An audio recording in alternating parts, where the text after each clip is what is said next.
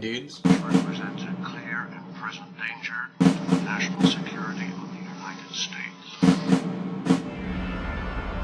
You have no idea what men of God can do. Welcome back to Clear and Present Dudes, the podcast that needs to know something, Rory Sanye. The way we used to be together. I don't mean lately, but before. It was real, wasn't it?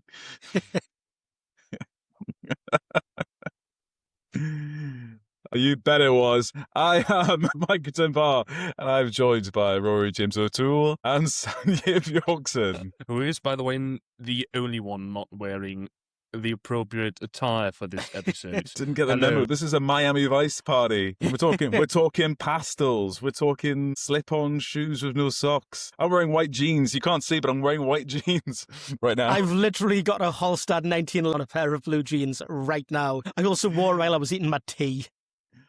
Brilliant. Just to simulate the fucked up home life of Sonny Crockett. Tonight, we are diving deep into the neon, pastel, cocaine chic world of groundbreaking, career-making, fashion-setting, designer stubble creating Miami Vice with its feature-length pilot episode, Brothers Keeper.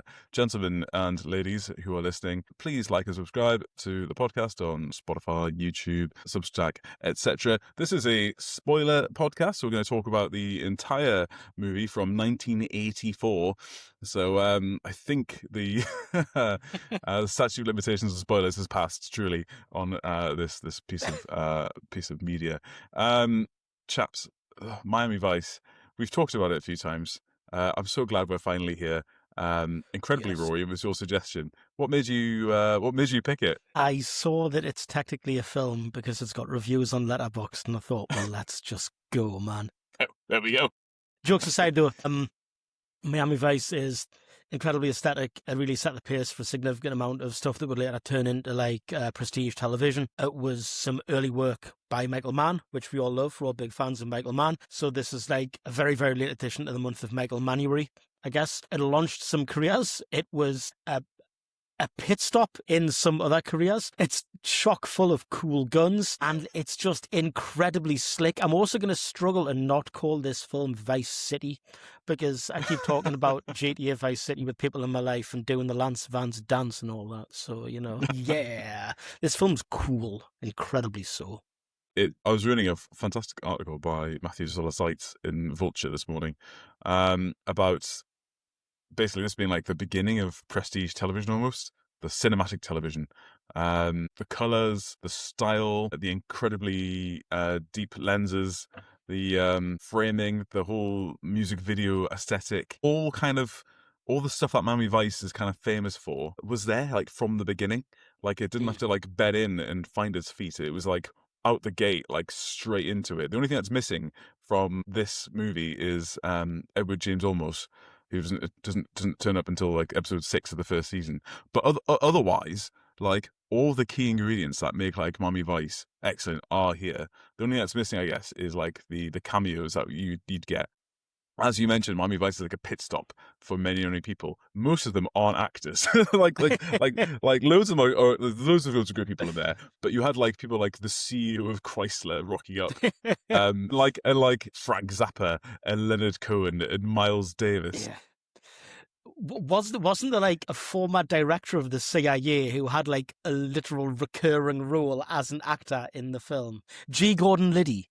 Yeah, there you go. G. Yeah, Gordon wild. Liddy had a reoccurring role as an actor, former CIA director or deputy director, something like that. Some kind of incredibly glow-in-the-dark job that ended up acting on fucking Miami Vice. It's insane. This show in general is pure cocaine. Yes, and that's that was the other thing I took away from the article I was reading, which is obviously, like as you said, Michael Mann had a key hand in the production, and it was kind of a powerhouse in terms of like he's the guy who hired Jan Hammer to do the music, like he's the guy who got like the cinematography kind of the way it was and hired those people and all that kind of stuff. It kind of like set the lighting, the language of it as well. So it's probably worth mentioning that yes, he is the producer. This was directed by Thomas Carter, and written by and created by Anthony Yerkovich. So I don't want to give all the credit to Michael Mann, because most of the credit has to go to Anthony Yerkovich, who like all of this is on the page, like the dialogue, like just the whole thing, the whole concept is all on the page there. Michael Mann massively drawn to it because he said in an interview that he's really, really drawn to like these weird liminal spaces between in places where people have to like make a living and live, but other people come and have a transitory drugged out experience, and then there's all this like underground money moving around. So obviously like Miami Vice came back to Miami Vice to the movie in 2006. Black Hat, lots of that happens like in the Far East, like Shanghai. That's a kind of a similar kind of vibe. Las Vegas, similar kind of vibe. Like all these kind of weird places where like there are regular people who live there, and there's all the other stuff that goes on. Crime and all the weird stuff. Yeah, all here though in Miami Vice. Great. Another thing that I took away from watching it again was just like how divorced Sonny Crockett is. He's the most divorced man in the world. It's incredible. Even when he's asking his ex-wife, was it real? Like, you've got fucking children with that dude. Yes, it was real. Yes, it was real. And how'd you fucking hell? But he's so dramatic. He's a dramatic bitch. That's why. Yeah, when he turns up at the kid's birthday party covered in explosion residue, and he's just like, "Hey, my partner's been killed today," and it's like, you didn't even get changed. You came straight to the party. You killed the fucking vibe. You are so incredibly divorced. yeah. We'll get into that when we do the plot recap. But yeah, there's all that stuff. There's the fact that he lives on a fucking boat. Like his cover, his police cover is, your cover story is going to be, you're a man who does crime. Okay, and that's it. I'm like, oh, okay, yeah, this should be easy to learn. Like we're not even going to change your name, okay? Everyone's going to call you Sonny. Yeah, you're still easily and eminently fucking recognizable as a literal football star. You know? Yeah, you're going to live with the mascot from the football team that you played in. That's absolutely wild. There's so much mental stuff in this. I can't wait to get into it. And I also can't wait to get into Phillip Michael Thomas's tubs as well. The whole thing's great. We just get into it. I love it. Yeah, absolutely. Let's fucking go. Let's get in the Ferrari and just gun this bitch up and down the coast, man. Let's get that Testarossa. Suspect in a half-dozen drug murders down here. Every time I've gotten within 20 blocks of this Colombian, I've had the pavement pulled right out from under me. 4 weeks ago, one of our detectives set himself up in a meet with Calderon. A man was shot to death.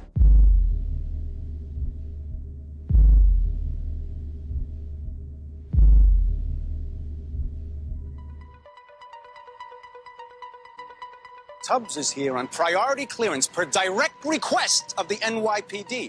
You might have commendations up the yin-yang in the Bronx or New York or wherever the hell it is you're from, but this is Miami, pal, where you can't even tell the players without a program. Looks like you two are after the same man. Instead of beating up on each other, why don't you guys consider working together?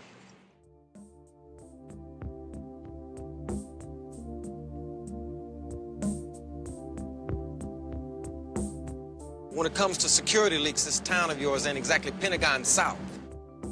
Wait a minute. Are you implying that I've got a bad cop in my department? Need some blow-ups here and here. My eyes only. It's a veteran detective first class on assignment. I don't understand this. Why? It's called justice, Crockett. It's called vengeance, my friend, plain and simple.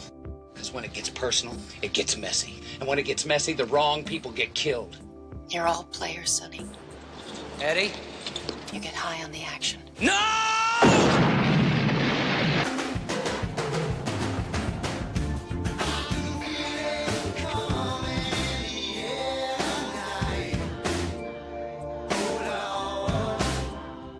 Right. Okay. Cold open. Again, rare for the time. Cold open. New York. A young black man stakes out a New York apartment waiting for an affluent drug dealer. After scaring off some would-be muggers with his sawed-off shotgun... Click, clack, the gun's coming out. It's so fucking funny. I'm coming in hot straight away with like an initial wife reaction, because as soon as Emma saw these like young toughs walking down the street, she's like, what the fuck is this grease bullshit? Big like West Side Story stuff going on, because we're in New York. Be cool, Tubbs. Tubbs, be cool. Be cool, Tubbs. Tubbs, be cool. Fuck me. So good. So, like, yeah, he's sat in his car drinking coffee in a styrofoam cup. And these guys come up, they're all dressed in like leather jackets and stuff like that. One guy pulls a friggin' knife. Yo, you got a couple of 20s I can hang on to? And then, like, one guy spits in his car and he's like, yeah. get me whatever cards you got for the wax and polish. And then, yeah, he just whips out his sawed-off shotgun and they leave. As you would. I was just like, slowly fucking brings it up. I was like, not today, man, not today. Like, can we do this later? I'm a little busy. It's like, let's circle back, okay? That's so good. So that's our introduction to Tubbs. We don't even know he's a cop yet. That's what I like about this. A drug dealer appears, and he follows him to a bar where Tubbs pays a waiter to spill the dealer's drinks to force him into the men's room. He follows him into the men's room. 2 needle drops have happened already. Then he goes to confront the dealer, only to be thwarted by 2 of the drug dealer's goons. So there's a fight. And then one of the men accidentally shoots his partner before he himself is shot by Tubbs. Yeah. And then he runs out into the street. An incredible, beautiful, like neo-noir shot of him running away from the camera, then returning away and running back towards the camera. Yeah. And he sees that the guy's escaped, and then it freeze frames, and then like very, very jarring tonal whiplash, where straight into like the Miami Vice theme tune, elongated Miami Vice theme tune, with that helicopter shot going over the shining green sea, like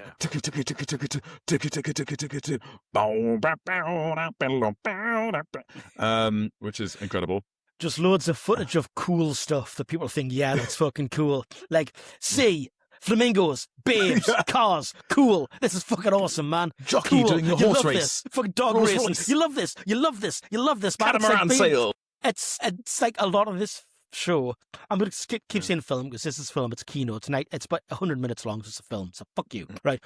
A lot of this film is like being talked to by someone on cocaine. And the intro is like someone on coke telling you about the plans for the night. And it's like flamingos, dog racing, fucking babes, helicopter. It's trying to like cram it down your throat, isn't it? Like Miami's cool and it's colourful and stuff happens. Boats. So I was reading like a interview with Thomas Carter, and some of the other producers and stuff, and they were saying like they got the idea for the look of the show from when they were on a boat sailing into the harbour.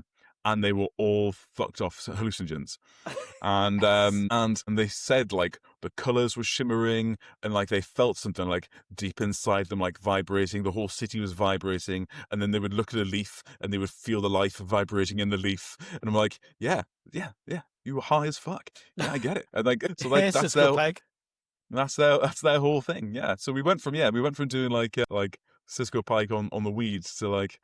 Onto La Cocaine for Miami Vice. Wild. Absolutely wild. So that's the intro sequence. The intro sequence is slightly different from the rest of the series because actually I did an impression of the guitar line. That guitar line's not in it. Yeah. It comes in on later episodes, which is an epic fucking guitar line. Still the iconic Jan Hammer score. And then it has a weird, I don't know about your one. I watched an Amazon Prime where in our region, so in the US it's still broadcast as like a single feature length. For some reason on syndication it is a 2-parter. And I don't know if this is on all of them, but we had like the standard intro sequence and then it stopped. And then it does a weird reprise for like another 15 seconds with some more stuff. And then it bleeds into like what was presumably the actual end of the intro sequence for this movie, where it ends with like the break dancer on the street. And then it pans up to Sonny Crockett standing on the street corner. That's great. Yeah, I watch it on Amazon as well. So, and it's a 2-part on Amazon. It's not the full thing. Sanya, where did you find the German dub of it? Did you find the German dub of it? Did you actually watch it, or are you just saying you watched it? Was. So nothing of the actual origin. I watched the 2006 one because that was the only one that was actually available anywhere for me, and that was only available in the German dub on Amazon. I was like, Michael Mann checks out. Let's watch that. Fine. So you've been going on about the opening, and I was like, what's he on about? So that's not what I watched. You've watched the 2006 Michael Mann Miami Vice with Colin Farrell and Jamie Foxx. Yes. Because that is the only thing that was available. This operation's gone sideways, boys. Just specifically looked. I have found the 2-part version of the pilot that you've mentioned. When did you know that? But it's unavailable for watching because Amazon doesn't have the license anymore in Germany. I can't watch it at all. Fuck, man. A better podcast would put an advert in for a VPN here. So, like, when I was sending memes in the chat earlier on of, like, Don Johnson... like, who the fuck is this guy? Why is that guy from Knives Out in the chat? What is that? Nash Bridges doing here? Oh my god, boys! This is tremendous. This is amazing. I'm actually really happy about this. I'm not joking. This is mid. Previously, we've had Sanya not watching Smoking Aces. Smoking Aces, and now I've got watching an entirely different film. I love it. You see, this is a clear present dude's difference. This is a difference between us and other podcasts. Prior preparation. I know. I'm sad. Right. Mentally not present, dude. Well, mate, you're going to really enjoy this then, because we're going to talk about something you haven't seen, so you get a picture in your mind's eye. And once again, you can tell us if you think we're bullshitting or not. Yeah. All right. Okay. So this is for anyone who can't see us. This is really not helped by Mike and Rory being dressed like they're about to go party, look at women in bikinis, and have a bunch of cocktails. The most summary thing I could find is a dark green polo. And I am sat here looking like I'm about to make a Scott review rather than a film podcast. Oh my god, such a cliched design. Yeah, it's so German. Laughing time is over. Wow. So in Miami, Vice Detective James Sonny Crockett is waiting for his partner, Eddie Rivera, to meet with Corky, a minor dealer with connections to a mysterious drug lord known only as the Colombian. Eddie is concerned about his pregnant wife Maria because they had a fight about her maintaining a low-wage job at a greasy spoon, and he thinks that menial work is beneath her, and he wants to be the sole provider for the family. Eddie's about to call her in makeup, but before he can, Corky arrives, and the two undercover cops head off in his car. Corky informs them on the car ride that he has severed his ties with the Colombian and started out on his own, which is very dangerous for small-time drug dealers to do. The three men stop under a highway to review the product, and Corky sends Crockett to retrieve some scales from his car. As Sonny collects the scales, I should probably say at this time that they are obviously undercover. So Sonny is going to be like a middleman who's finding clients and also has like a fast speedboat and does like the collections of the product and stuff. Eddie, played by Jimmy Smits, who is Bail Organa in the prequel trilogy. Yeah, he's Star Wars. He is going to be like the buyer, right? And he's supposedly come across from like LA or something. That's the story they've got. Anyway, Crockett is about to get these scales from the back of his car. As he's about to do that, he turns around, he sees like a weird device under the car, puts like two and two together, goes, fuck, it's a car bomb, and goes like, no! And just as he's saying no, they put the key in the back to open the boot, and it explodes and instantly kills Corky and Eddie. Who are being replaced by mannequins in this scene, just unnecessarily, and the mannequins are just fucking yeeted, which once again had some hysterical wife reactions, like, what the fuck? Mannequins? Like, you didn't need mannequins, you just needed a bigger explosion, you know? Yeah, I think so. But it's cool. It's 84, innit? And they're on cocaine.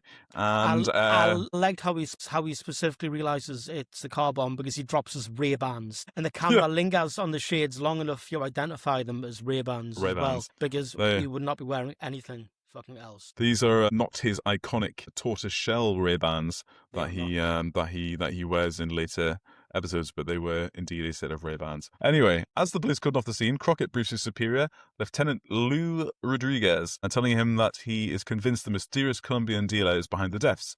When he voices his suspicion of a departmental leak, Rodriguez loses his temper and threatens to pull Crockett off the streets unless he does things by the book from now on.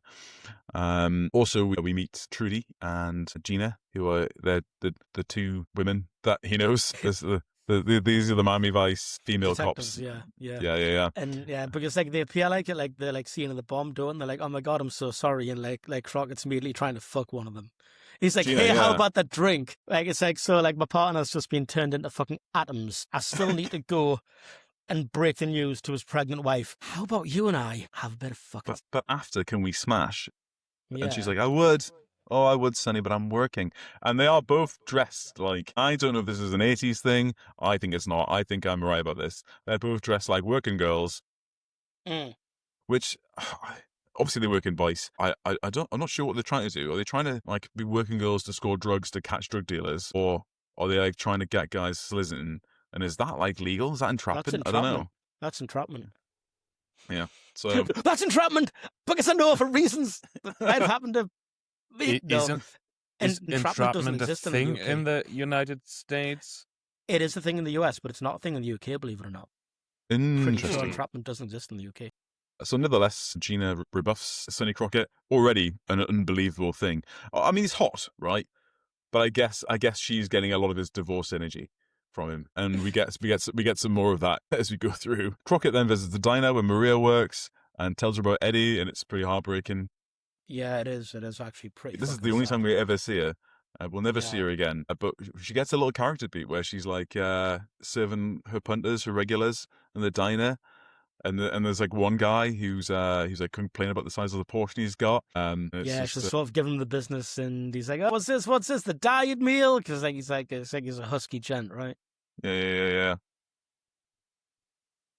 I forgot what she says afterwards. She makes like a good joke. Yeah. Fuck, it's actually kind of sad. I forgot what she said. Fuck. Is it like he's on a seafood diet? He sees food and eats it, or something like that? It's something like that. It might actually be that. Yeah. And then we have that like classic thing of like Crockett walks in and he gives her like a long lingering look, and she can tell something's wrong. This is a bit like a variation on the standard like policeman knocking at the door and answering the door and seeing what's there, or like service personnel knocking at the door with a telegram kind of thing. Yeah, the staff car pulls up and a couple of officers in like dress uniforms turn up. Like the wife's just like in like a little kind of trad wife dress at the door, just shaking because she knows that her son's got a husband, or maybe her son's got the fucking bullet in Vietnam or in France or whatever, you know. Yeah, that's not even a war. That's just in France. And then that's not even a war on. He went to Paris, ma'am. They got him in the catacombs. They don't call it tourist trap for nothing. He ordered a croissant, but he pronounced it croissant. I'll have a croissant, please. I can't believe I'm in Paris, France. They executed him. So sad. So during the day's events, Crockett is late for his son Belly's birthday party at his estranged wife Caroline's house. And Caroline is furious that he's late. She is not good at reading the room. So like she answers the door. She's like, he finally showed up. He's got like bloodstains on his shirt and like muck all over his like pristine white jacket. He literally would smell of explosives probably at this point. Yeah. It's obviously like 1,000-yard stare. And he's probably also on cocaine as well, because he would have had to like tested goods and stuff, right? Probably. Yeah, I wouldn't be surprised. I mean, yeah. So this show is quite good at skirting around those kind of things. Yeah. Like it doesn't show the drug use because obviously it's like 90s TV, network TV. So like we don't see like the drug use very often. Like all the illegal stuff is actually kind of like it goes off like it looks really edgy, but actually like not that much happens on the front of the camera. Yeah. Apart from killing, a lot of killing happens. Yeah. It's rated 15. The pilot's rated 15 on Amazon Prime. Then immediately afterwards, episode 3 is like rated 12. So for the actual series, they just turned it down a lot more. I mean, obviously, there's still a bunch of killings and stuff, but yeah, they juiced it up a bit because they do juice it up a bit for the pilots, especially like the 80s and 90s. Pilots got juiced up. The pilot episode of Stargate SG-1, you had like full frontal nudity. Wow. Yeah. I mean, the pilot episode of fucking, I've said this on the pod, but the pilot episode of Heartbeat had full frontal nudity. Oh, you did say that on the pod before, yeah. That's wild. Yeah.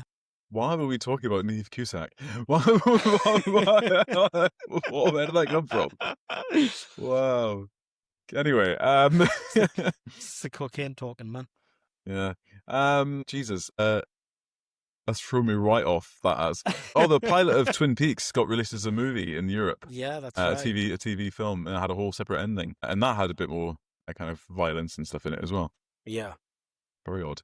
So he's at this party for his son. He gives his son like I think it's like a police car, which is fun. And then he's there talking to his family friend Scotty Wheeler, who's now a DA agent. He used to be his partner, and he kind of announces, as you mentioned earlier, he just announces to the room in the party like, Eddie got killed tonight. It's amazing. It's so good. Get killed by a car about. Did you notice in the background? I can't remember if a kid's holding her or if it's there visible, but there's some kind of boxed toy or boxed game called Kaboom. Oh, fucking hell. I didn't catch that. That's a great detail. Yeah, fucking. So, yeah, perfect. No notes, 0 notes. Sanya, what do you think of this bullshit so far? Do you think any of this is a lie? And if any of this is true? We haven't said anything wild yet, to be fair. It doesn't sound more absurd than the fashion. Right, okay. I'll tell you what, actually. Right. Murdered by words. Stepping out of Brothers Keeper for a second, the next episode, Heart of Darkness, so it's like the official episode 2 of the show. Is this directed by Rudyard Kipling? No. It's written by Joseph Conrad. It's about a guy on a boat going through a river, right? No, it's going through the fucking Everglades. Going through the Everglades. No, but the next episode, right, it has Ed O'Neill from Modern Family and Married with Children as an undercover cop who's got in too deep and has lost track of himself. And he's working in the fucking illegal porn industry in Florida. And the first scene of that episode is like, it's the beginning of a porn movie. It's like the young girl, like, exercising in her apartment and the plumber turns up and all that kind of stuff. And it gets all the way to the point where they're about to start fucking. It goes on for like 5 minutes. And then it pulls away and like Sonny Crockett stood in the back like talking to the pornographer undercover. Wild. Absolutely wild. And that's a 12. It's like, because they obviously, the kid doesn't know what's going on yet. Nothing actually bad has happened yet. It just happens to be like really obviously the start of a porno to everybody else. Really funny. Anyway, we see that Crockett and Caroline are still on kind of goodish terms and still talking because they're raising a son together. And she offers to let him stay the night, but on the couch. And he does so, I think. And then he goes, and then we cut to Tubbs. So our man from the cold open. So Tubbs is arriving in Miami. He lands on his flight. Looks cool. We get a bit of that. And then we get Crockett tracking down his connection, a guy called Leon Jefferson. So to this guy, Leon, Crockett is Sonny Burnett, his undercover alias, who dresses the same, looks the same, goes by the same first name. And he demands at gunpoint to see the Colombian to sell the score after the... stupid. It's like me going on a cover and my fucking cover's Barry O'Toole. You know what I mean? It's I'm fucking Barry O'Toole. Look really, really similar. Except I love cocaine and I'm a criminal with a fucking cigarette boat. Jesus, right, let's get into this for a second. I've been thinking this. All these cover stories from the beginning have just been this guy's John Mischief. So this is the thing. This is the thing, right? So Sonny Crockett hasn't really got a cover story. He's just got a different surname, and that's it. So his whole deal is he's got a fast boat, which presumably, if he's undercover, that means like the Miami MDSO police have presumably bought it for him, right? Yeah. To do crimes with. So they bought it'll have been seized off another drug runner who's probably aware of it. Yeah, so, which, I presume they've given it a paint job and changed the name or something, because that kind of stuff gets... It's now called it's called the Uncatchable 2 now. Yeah. So he's got his own drug running go fast boat. Mm-hmm. And he's got and he lives on a houseboat that's in like the harbor in Miami, one of the many marinas around Miami, I guess. And his whole cover story is just that he's a criminal. Like, that's it. Like, he's not got like a legitimate business.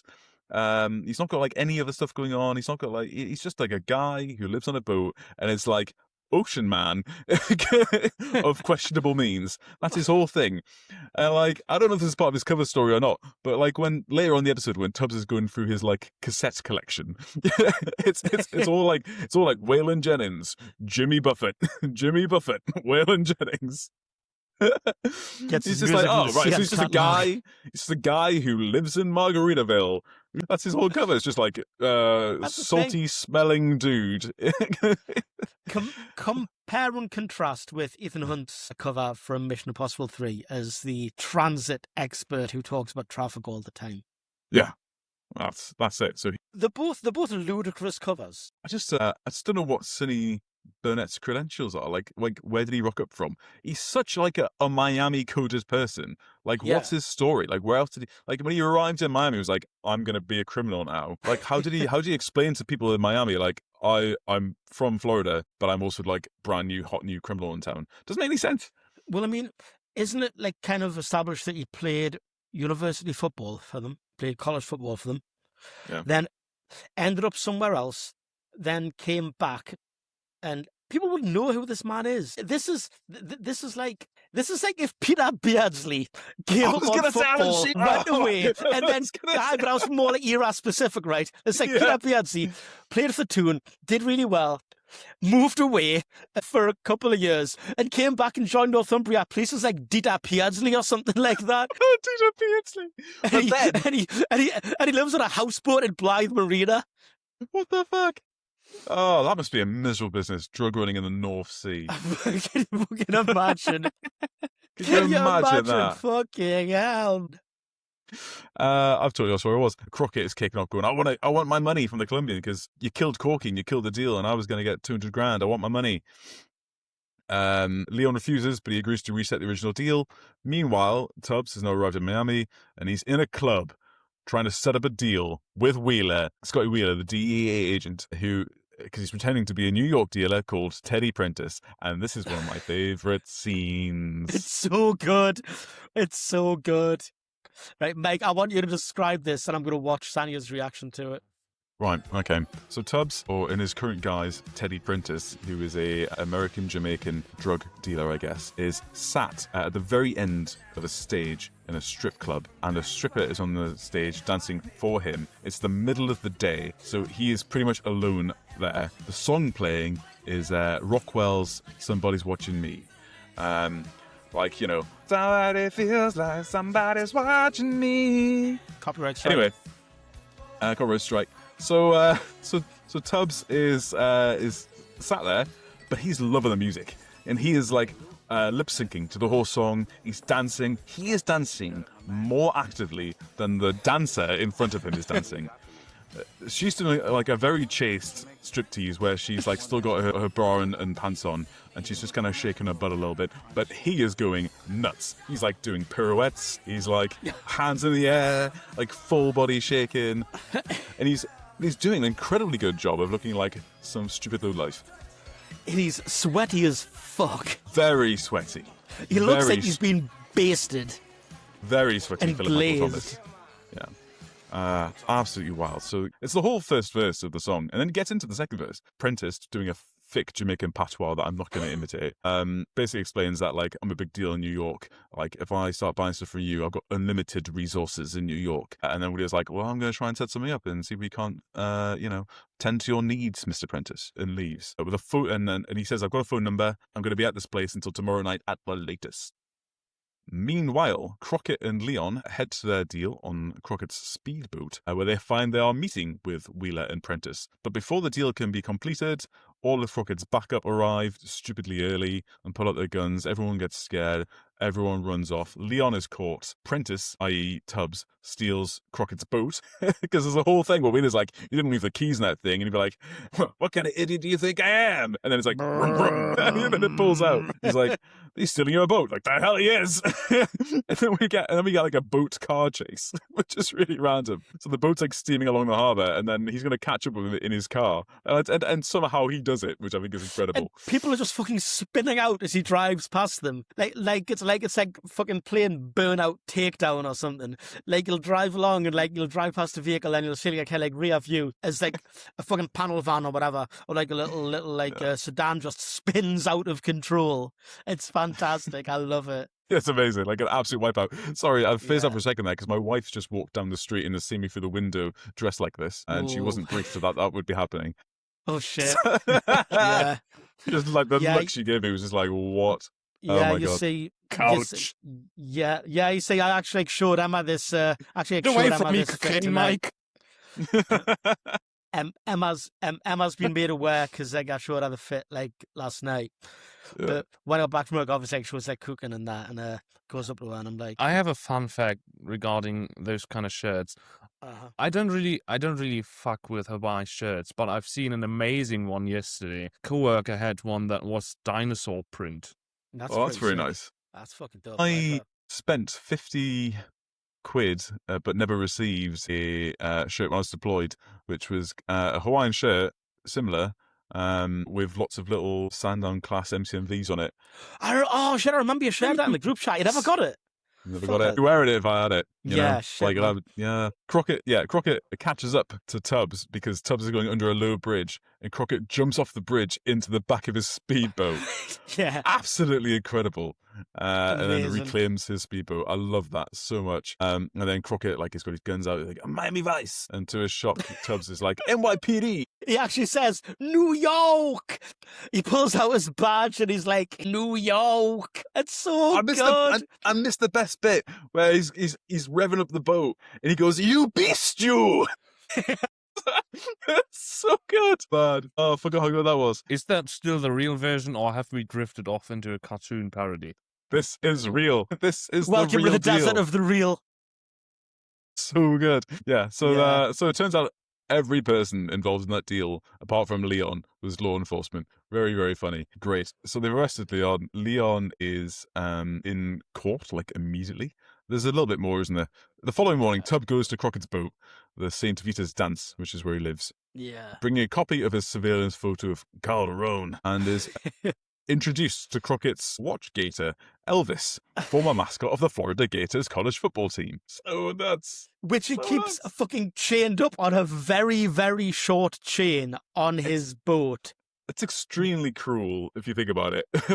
In fairness, I will say the chain looks a bit longer when he's actually up on the deck later on in the film. Phillip Michael Thomas brings an incredible energy to Tubbs. Tubbs is like he's like a fully formed character as soon as you meet him. And his character is just like, big dude. Crockett leaves to join Wheeler downtown in court for Leon's bond hearing. This is incredible. So there's a judge, Clarence P. Rupp, releases Leon. Excuse me? That's his name. Clarence P. Rupp. He is old and sweaty. P. Rupp. P. Rupp. Oh, he is old and sweaty. So the whole point of this, right, is to make a big deal about the fact they've got Leon who works for this guy and get it out there that he's been pinched. So the idea being that, like, he starts to worry about his own safety because once the word's out that he's been pinched, he'll get, like, murked by the Colombians gang. So what they do is they have, like, this big bond hearing, and then during it, we've lost Rory. Boo. Shall we talk about the whale while we're away? Yeah, okay. Yeah, let's have a bit of whale chat while Rory comes back. Rory's for the listeners, Rory's laptop crashes like about 5 times an episode. But we were talking about a whale earlier on. I think we should pick it up. Tell me about Germany's whale problem. So there is a whale that is species-wise usually not native to the Baltic Sea, and that whale has been deciding to again and again beach itself on various parts of the German Baltic shore. And I think it started late March already, and it's still going on. So there's people assuming this whale is just suicidal and trying to die in peace while looking at the beach.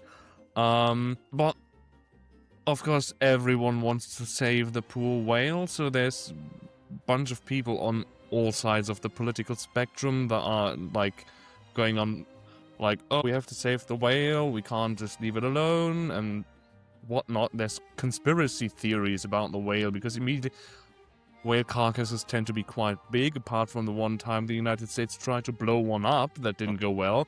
Yeah. You don't really know what to do with them, so there immediately was talk about, like, well, maybe we can put it in a museum. Can we turn it into biodiesel for some reason? That, of course, turned it into a weird argument how the government wants the whale to die. Then everyone lost the plot on the far right and on the far left, and people have been singing healing songs and making whale noises at the whale.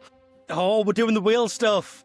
Breaching a literal police cordon to do so, by the way. And instead of just leaving the poor animal alone, people have, like, gone near it with swimming pontoons with excavators on them to try and free him and to push him back into the sea. And they've done that, I think, a total of 4 times now.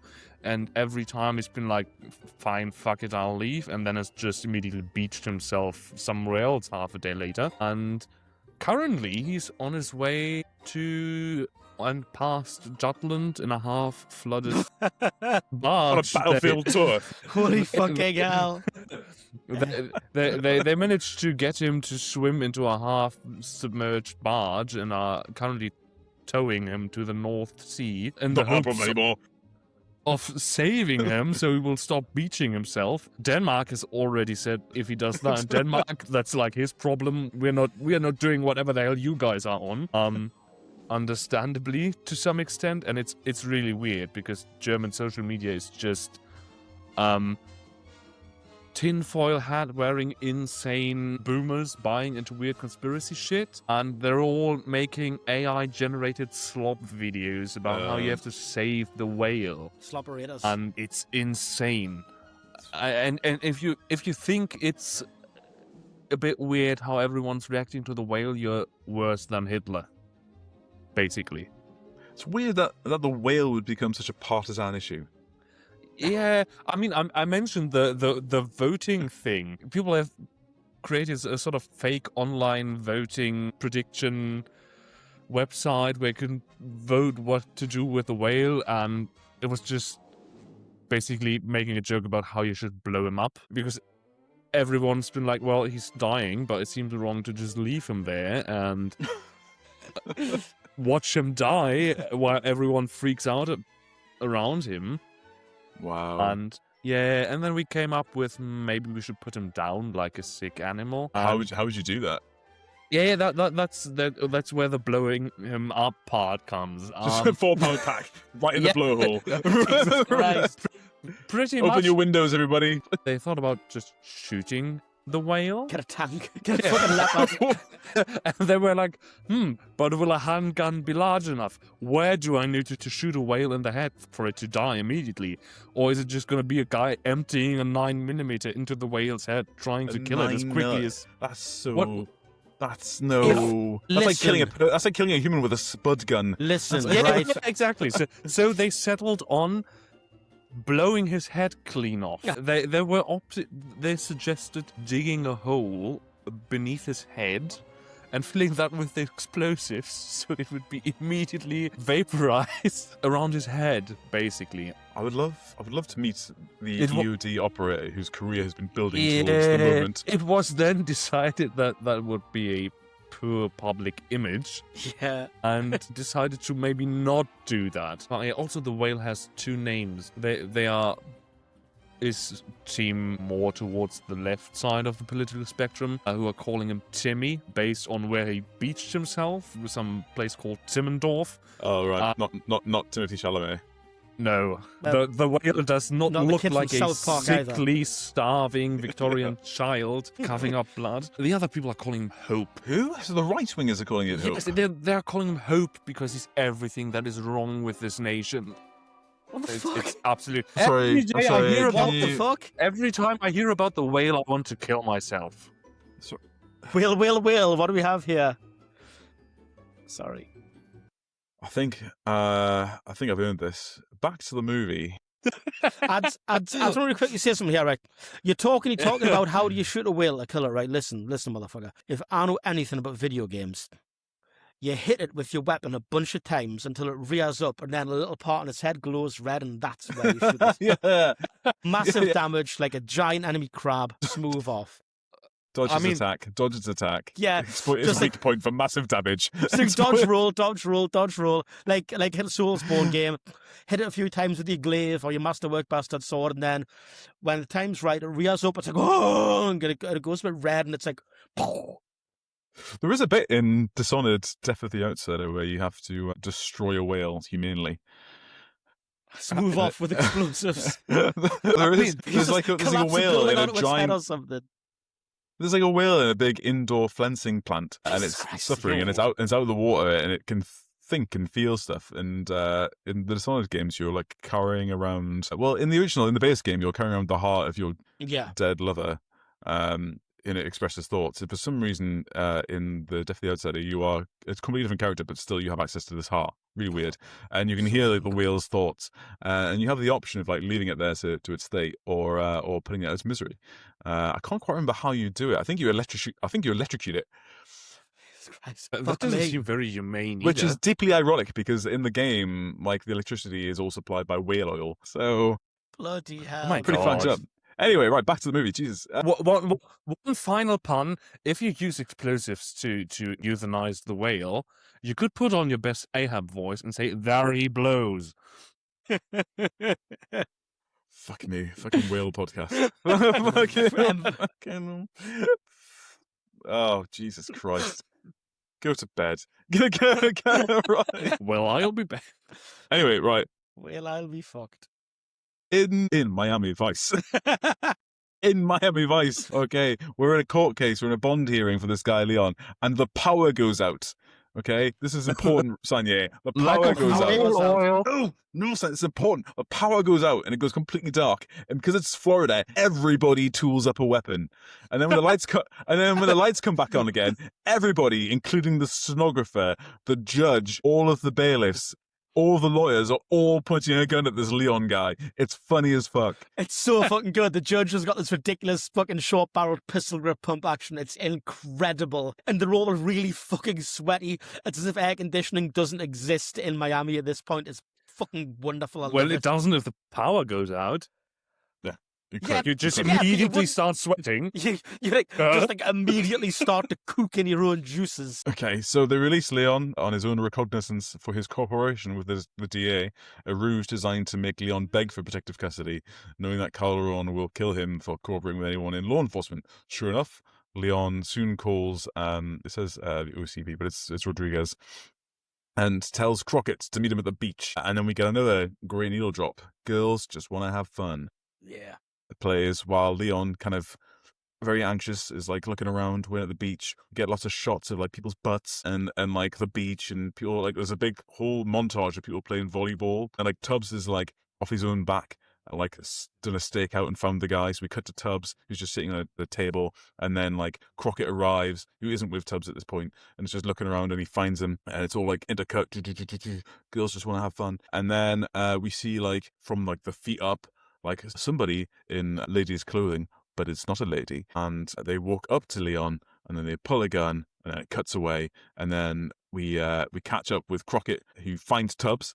And he's like, "What are you doing here?" And he's like, "I did a stakeout, man. Like, what are you doing here?" He's like, "You call for protective custody, isn't it? It's police work. I'll tell you about it sometime."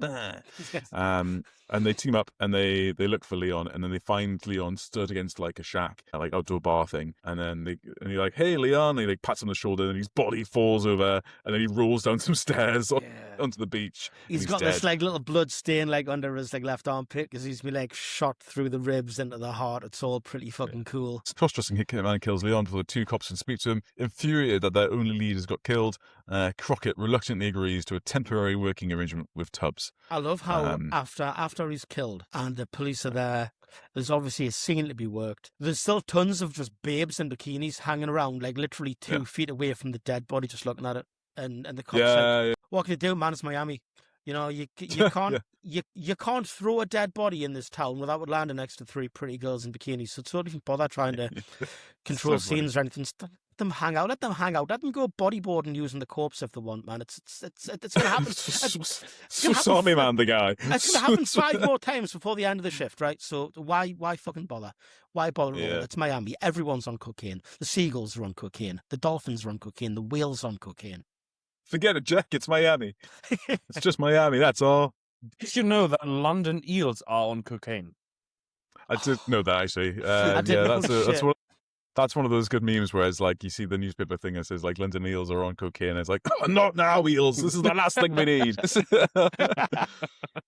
So you know Brexit has happened. Oh my god. I just imagine like a fucking alternate cut of this when there's like a subplot when there's like an officer from the Metropolitan who's also undercover in Miami, but he's an eel. He's just a cockney fucking eel. Nah, shine your shoes. His catchphrase is like, "Well, I'll be jellied." Who's this British guy bustling in on a turf? It's like, oh, it's me, it's Elvis Presley. Elvis Presley. Well, I went to Tyrone, Scotland Yard. I have some questions on the cocaine. Could you elaborate? So that's the end of the first episode, the first part of this 2-parter. The next one starts with, it just kind of carries on. Crockett and Tubbs go to Leon's apartment, bluffing their way inside with an out-of-date, unrelated warrant. Crooked police work. It's not even a warrant. It's like some kind of like totally unrelated document as well. Like I'm sure there's some dialogue saying that it's like literally not an actual warrant. They're just bullshitting their way through it. It's brilliant. Yeah. Which, this is funny because that flies in the face of like something that like Crockett says in like about 20 minutes time when he's like, I might seem like I'm a cool, happy looking guy, but when it comes to the police work, I'm the straight deal, man. It's like, apart from when you're like breaking the law to get access to property, jeopardizing entire cases through fucking inadmissible evidence. But okay. Yeah. So they find the place ransacked. However, Tubbs does find an address book full of phone numbers, which they take back to work and do back traces. Tubbs points out that Leon was incredibly careful heading to meet where he was killed, and because he said he changed taxis like 3 times, and he was the only person who could tail him. Meaning the leak in the department must have told the hitman where Leon was. To Crockett's chagrin, Tubbs mentions that he discovered Rodriguez has recently made a large deposit into his bank account. There's a whole bit here where like Tubbs is like, "Your department's got a leak the size of the East River." Just to remind us all, he came from New York. New York pension. Yeah. At one point, like you see him slowly putting on like a New York Yankees cap and looking at the camera, going, "Yeah, New York." That's actually a lie. Sandy doesn't do that. Something I love about like the search for the apartment is that obviously they see that the door's been forced, so they go, "Okay, let's go in, bust in," and then immediately Crockett goes into his fridge, steals a beer. Yeah. Starts drinking this dead man's can of Coors, fucking lights up a cigarette, and it's like, you really are bad at this police work thing. That's right. And this is the bit where Tubbs kind of realizes who Crockett is. This is incredible. So Tubbs, you like half Jamaican, half Puerto Rican, raised in New York, goes, "Aren't you the Sonny Crockett who played for Florida State University like several years ago?" Yeah. He's like, what do you think triggered that particular memory? Did he do do you think got sponsored by Coors or something? Or it's like, "Hey, I'm Sonny Crockett. I'm sponsored by smoking darts in a dead man's house and drinking his beer." He says like this is like a forward pass in the fourth quarter kind of situation in football terms. And he's like, touch pass. Yeah. He's like, you're that Sonny Crockett who played for football. Yeah. Like, whatever happened to you? It's like, I got a fucking trick knee, obviously. Like, no, I'm still a pro baller. What do you think? Like, yeah, brilliant. Okay, girl. Great. So that's happens. And then, they talk about how Rodriguez has made a massive deposit into his bank account. So Crockett's like, "Shit, Gina, can you do a check on Tubbs and see what comes up?" Gina's the colleague that he wants to mac on with. Yeah. But she is currently resisting his extremely divorce energy. I like how this is all Not very for long. 80s. I like how this is all very 80s because these two women, who the show at least gives the dignity of being detectives and not like the girls from the typing pool or like a volunteer or something, or essentially being told to do his like fucking telephone kind of admin or like go through notes and shit. And it's like, come on, man. But it's the 80s, the past was doing its best. At least they give them like individual names. They don't give them like a one funny combined name like Pepsi and shit. Not Pepsi and shit because they actually were real people. But like, it's Pepsi and Coke, or it's like, Candy and Floss. Crate and Barrel. Crate Barrel. Bosch mentioned. Bosch mentioned, yes. Woo! Finally, Bosch. It's taken us more than an hour to mention Bosch.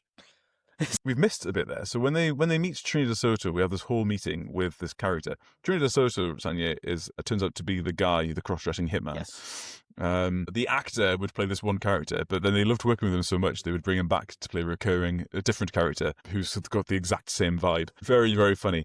They have this like dinner in a cafe in the middle of the day, and he's spinning a bit about how when some people were in prison, they like watch the TV shows, and it'd be like the news shows they're talking about. But he's like, "Not me though. I knew I'm gonna be here for a long time. I'm gonna expand my mind." So then Tubbs is like, "Oh, so like, do you read a lot of books?" And he's like, "No, you're not getting me. I watched a lot of classic TV shows. I Love Ada Lucy." It's fucking brilliant. It's amazing. I'm so glad you mentioned him because Charles, he's in charge.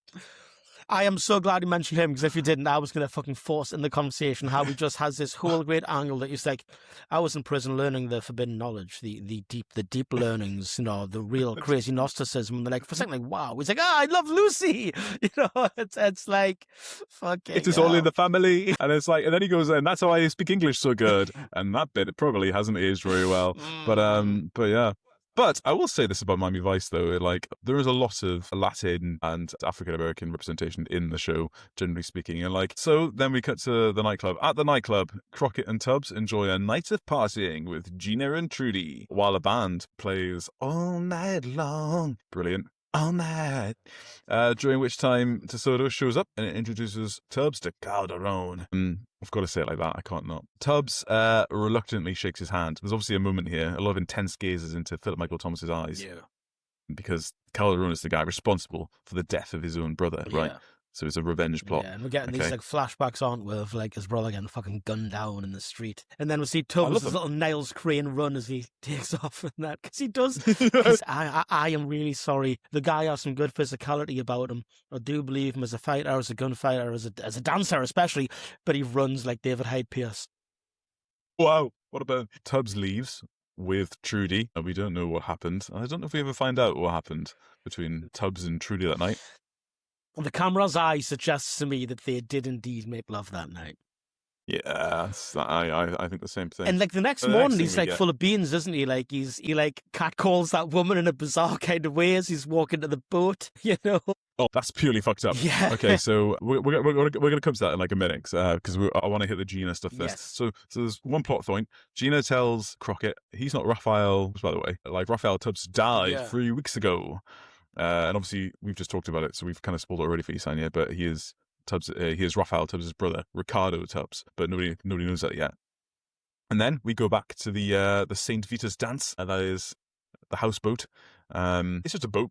Yeah, any boat you're fucking squatting in can be a houseboat. Like, I mean, if you find a rotten fucking lifeboat washed up on the shore, flip it over and sleep under it. Houseboat, baby. Come on my place, man. It's a houseboat. Good enough for Shackleton. Good enough for Shackleton. Good enough for me.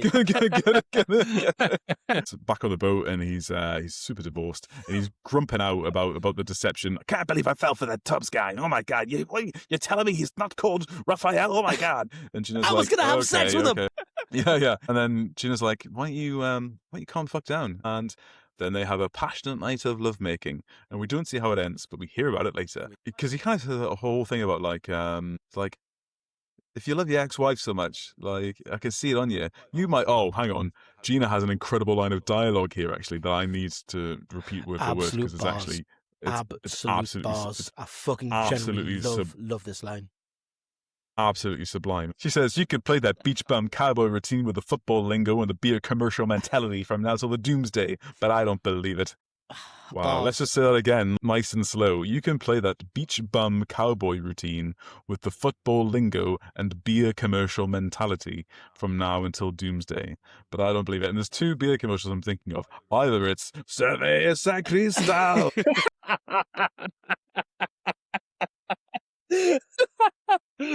or it's the frog's bud. Why, sir? But I don't know which beer commercial mentality he's got, but he's got one of them. I'll tell you one thing: the scene when he's in the guy's apartment and he gets that can of beer out of his fridge and cracks it open. He could have, like, at that point, he could have looked at the camera and gone, like, no, Cerveza Cristal. Coors, the banquet beer. It's a beer good enough to die for. It's a beer good enough to kill for. Hell yeah, brother. Get in the boat. Next morning, Crockett is hanging out with his hoop and he's got shit hair. And then Tubbs happily steps on board going, Ensign Tubbs reporting for duty, sir. And then he's like, I'm actually not in the fucking mood for this. Yeah. Let's have a little fucking chat. Fucking Raphael Tubbs is it? And he's like, look, I never lied to you about who I am. Like, you can see the picture. Like, that's a different black guy. In fact, if anything, Crockett, it's a little bit racist of you to assume that I was saying I was Raphael Tubbs. All I said was my name was Tubbs and I'm from New York. Yeah, and they have this whole argument about how, like, his express permission to come to Miami was forged and all this kind of stuff, and they have a big, like, argument in inside the boat. And this is when, like, Crockett is all like, I might play it rough on the streets, but when it comes to the law, I'm down the line. But you're not. He's fucking not at all. Those, like, all those big lies. Yeah. Ridiculous. And we find out that he's not Raphael Tubbs, but Ricardo Tubbs. And he's here to avenge his brother. And, like, again, your boy Crockett is like, I'm not about revenge. That's when the wrong people get killed. And I'm like, okay, first of all, Crockett, you're a policeman, so, like, anyone getting killed is a loss. Like, it's not your job to kill people. You're not a street judge. Possession of cocaine. 5 years in an ISO queue. Like you aren't meant to be blowing people away. Like that just happens to be like a perk that you enjoy cricket. But then their confrontation is interrupted by Soto, and Tubbs answers the phone in like full Jamaican It's patois. so ridiculous. It's metal. You see, this was why, see, Sanya, if you had watched the German dub of Brother's Keeper, I really wanted to know how like a German voice actor done the whole like wagwan kind of thing. Like, you know, but obviously that was not to be because you watched the German dub of the 2006 film. How is this holding up to the film that you watched, Sanya? Would you have rather watched this one? There's the question. Yes. I'll tell you what this dialogue reminds me of, though, all this is, have you guys seen the Wes Anderson film Rushmore? No, sorry. No. Man, it's one of my favourite films of all time, Rory. I'm surprised we haven't sat down to watch this film. So it's about a kid at like a middle school, high school kind of situation, like a really fancy prep school, that he got into on a scholarship because he wrote a one-act play about the Watergate scandal as a 4-year-old. You have told me like about this, yes. So he's meant to be like a child's prodigy, but he's actually like one of the worst students we've got because academically he doesn't give a fuck, and he just gets involved in like zillions and zillions of like extracurricular activities like beekeeping, like go-kart racing, like kite flying, fucking like skeet shooting, like anything you can think of. Like he makes like a newspaper for the school, all this kind of stuff. But his real passion is like writing plays, and he puts on a school drama production of Serpico,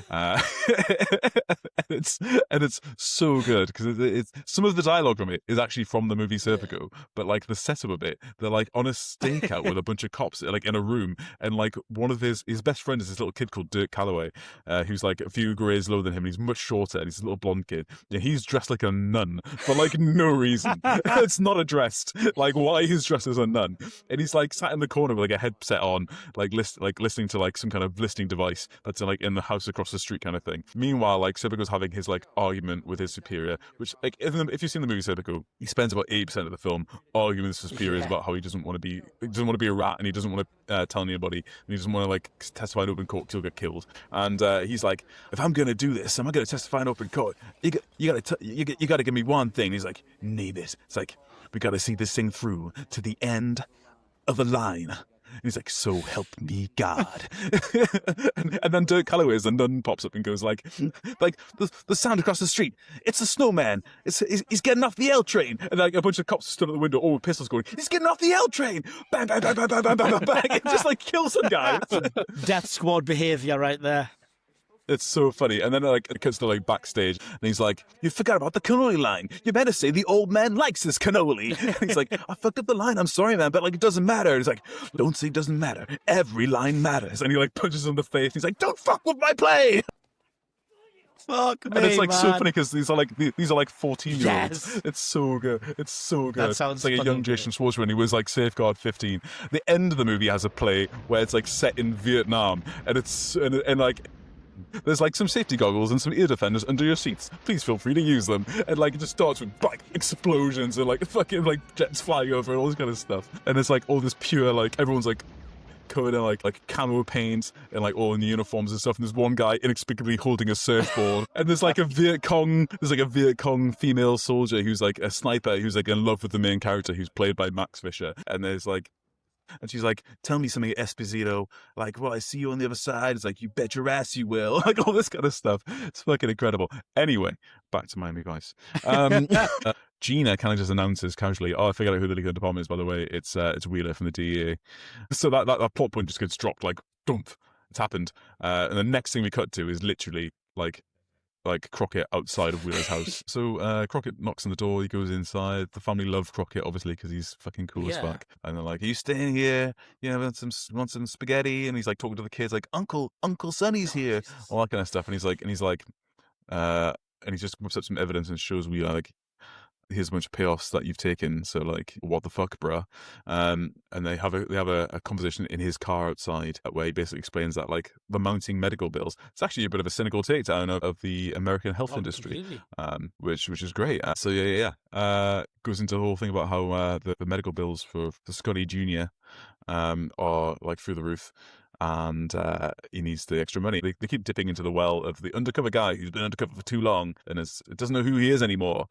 In fact, we had it earlier when Gina's on the boat with Crockett, and she's like, "Do you ever sometimes forget who you are?" And he's like, "Gina, I sometimes remember who I am."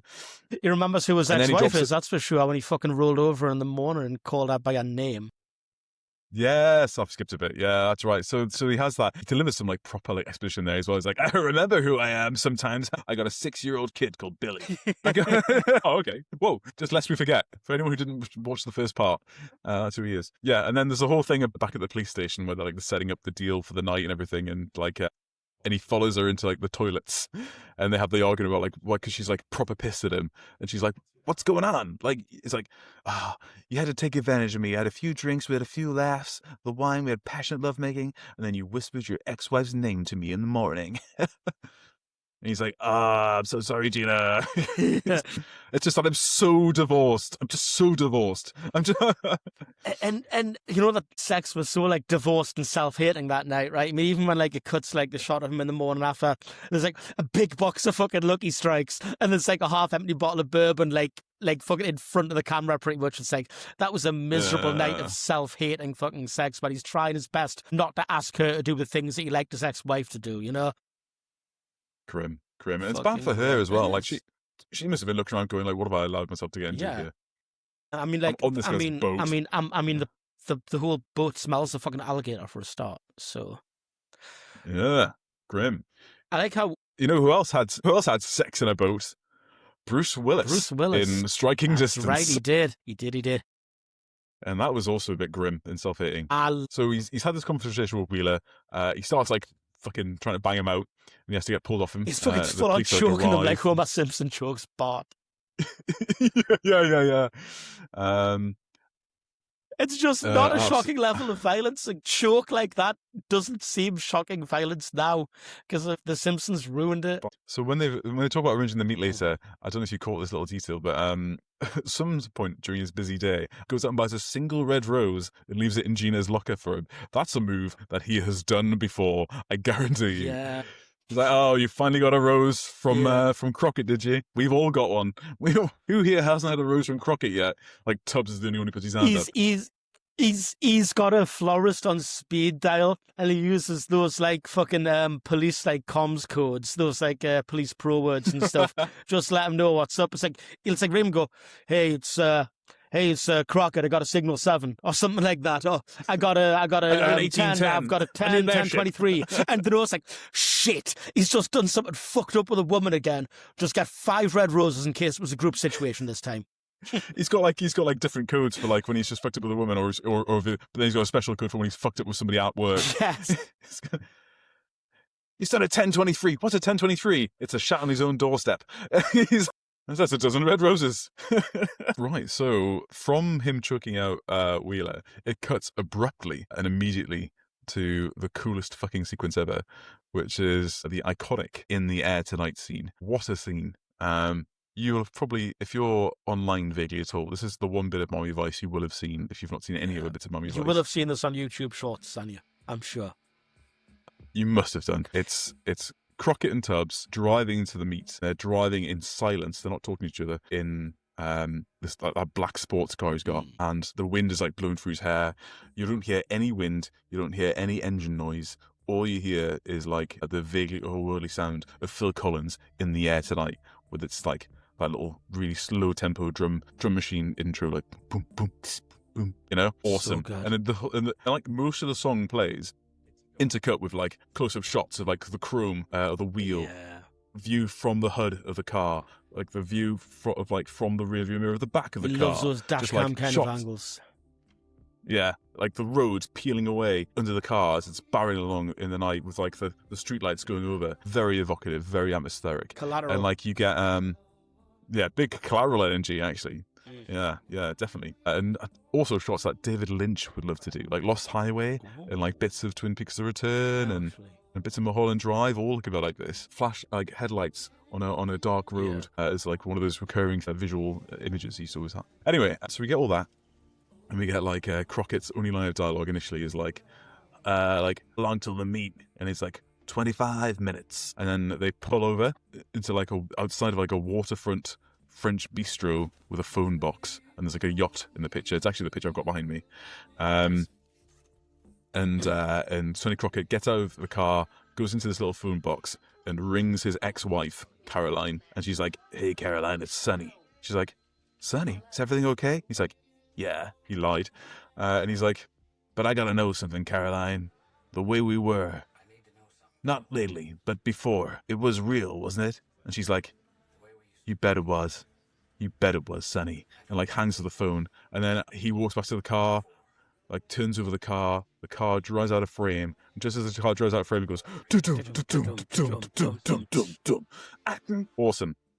And that goes on for another like minute or so, and it's fucking incredible. And it's so otherworldly because there's so little dialogue and the images are so fluid, and you have that weird little bit in the middle. And like you honestly, you don't know if you've been watching it for like a minute, 2 minutes, 3.5 minutes. It just goes on, and it's awesome. So good. And then they get to the meet, man. And then they eventually arrive at the meet, which is like down by the docks. And there's a short exchange of gunfire, which I'm sure you'll talk about in due course.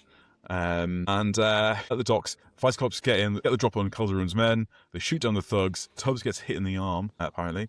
And then after nearly escaping during the shootout, Calderon finds himself staring down the barrels of Tubbs' sawed-off shotgun. And Tubbs is incredibly tempted.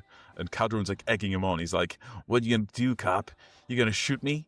You can't shoot me. It's against the law." And like Tubbs just doesn't even say anything. And he's like on the edge. And he's like thinking about his brother. And it's like flashing back. And then like Crockett's behind him. And he's like, not like this, Tubbs. And then they arrest Calderon. And he's taken into custody. And you think, brilliant, cool, that's that done.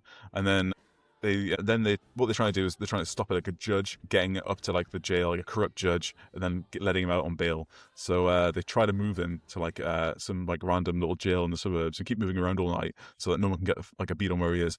But just their luck, as soon as they get there, he's already been taken out of the jail. So they try and pursue in their car, and they get there just in time to see Calderon flee the country in a seaplane. And like he's like, "Oh, I'm sorry, we'll get him next time. He'll be back. New name, new people. They always come back. It's the Sunshine State." And then they drive away dejected. And then Crockett says to Tubbs, "You ever considered a career in Southern law enforcement?" and then Tubbs goes, "Maybe." And that's it. That's the end. That's the end of the first episode of Miami Vice. Yeah. Fucking wild. A little bit let down by that end exchange. Maybe. Obviously, like immediately after this, a TV spot would have played saying like, "Next week, Miami Vice, Ed O'Neill hangs himself." Like,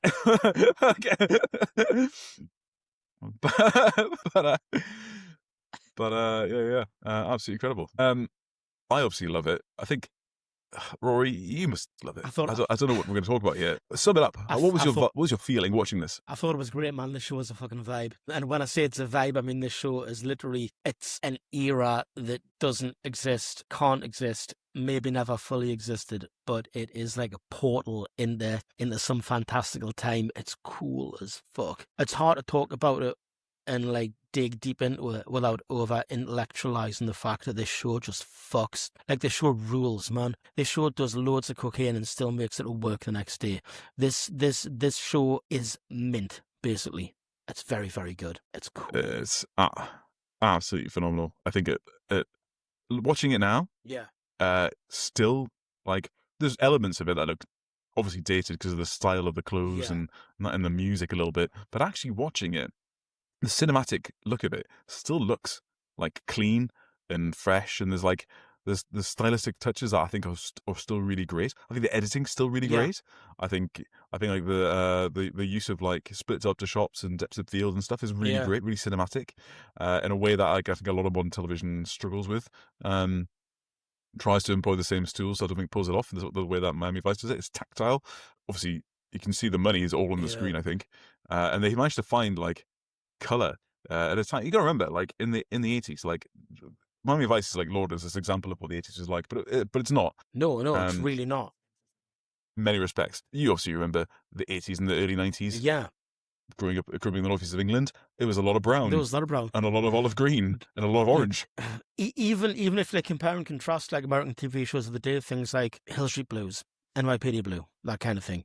You know, cop shows at the time didn't look like that. They didn't like paint with the same kind of palette. It's vibrant, it's alive, it's lived in. even like the more like downtrodden looking parts of the show, like the detective's office. I love how it looks like a working office, and it's fucking weird as well. That one scene when the guy in the background just takes his shoes off and puts his feet in a bucket. Yeah. The way they used sets, where they used locations, it's lived in. It's slightly unhinged at times. Florida's fucking strange, man. I mean, obviously, we all know the whole Florida man meme, please laugh, etc. But it shows Florida as being weird and off-kilter and unhinged at times without the show being about how crazy Florida is. The show's about drugs and cool cops and cool bad guys and babes and cool boats. And it's everything that like a 12-year-old and a 43-year-old would both like high five over and go like, yeah, buddy, good job. It really is. It speaks to like the lizard brain. It speaks to a closed off part of your fucking dome that is just like, this is so cool, this is so cool, this is so cool, man, this is rad, you know? Yeah, big time. Yeah, big time. Yeah. I think it's something great about this kind of show in that it has a bit of a loose continuity, and it goes through like little phases of doing different stuff. Like, so we get the end of the Calderon story comes in like 4 episodes time, where Tubbs finally gets his man kind of stuff and puts that to bed. But there's like there's a whole bit in like, is it the 4th season, where like Crockett gets like amnesia, and then he starts to believe that he truly is like Sonny Burnett, his drug dealing alter ego. That's amazing. Great. Holy Love shit. it. Absolutely wild. We've talked already about like all the cameos that have been in, like people like Phil Collins would turn up. Leonard Cohen was in it. Like, yeah, Leonard Cohen was in it. Bruce Willis is like a wife beaten fucking like arms dealer or something in it. Like loads of people. Helena Bonham Carter's like a nurse in it. What? Just like, it's mental. It's just so wild, and it just Pam Grier is in it. Absolutely wild. Pam Grier, I think, plays like one of... Oh, it's the one where they go back to New York and Tubbs hooks up with his old flame, and his old flame is Pam fucking Grier. I need to watch this episode because I fucking love Pam Grier. I think she's badass. I think she's incredible. Yeah, big time. So like, it's brilliant. I think it's in a way, it's very much of its time, but in a different kind of way. It's almost timeless because it's aged. I think really well. There's something about the aesthetics of Miami that don't age, because you've got this Art Deco seafront that's already aged by the time the film's being shot, and this is like juxtaposed with people driving state-of-the-art modern speedboats, performance cars. It's like that I am over-intellectualizing this fucking rad film, but it's like Miami in this film feels otherworldly at times, and a lot of depictions of it, even down to Vice City, if I keep mentioning, it seems otherworldly because you've got this like clash between this old architecture and the vibrant fucking youth and just present fucking dayness of how the stories are told, how things unfold, the images you see. I don't think you're over-intellectualizing this at all. I think that's exactly what they were after. I think they wanted to make this place as like a weird fantasy playground, but is on the turn of a dime like also a complete nightmare. Yeah. Like, what do they describe it as? A Miami where there are more ex-lovers than there are lovers. I love that phrase. That's a bar, actually, yeah. Yeah, it really is. Yeah, you've got this kind of sort of seedy, dark underbelly that's just like fully exposed. Yeah, it's a bit like Dubai, isn't it? In that sense, like it's just like a place where it's like brazen about how superficial and on the surface it is. It's a place that's not afraid to show off that, like, hey, this place is all about drugs and sex. By the way, if you want to come here and party, this is the place to come. Real close to Cuba, baby. It has very few pretensions. Yeah, big time. Cool. Should we do some categories? Yeah.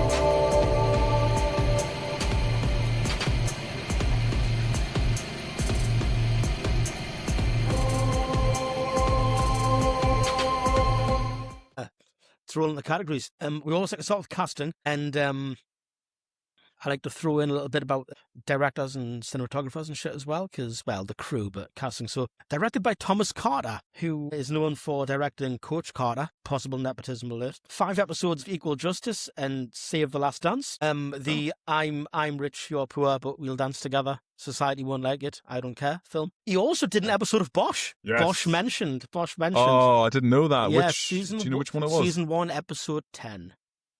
Oh, amazing. Season 1's a good season. Yeah.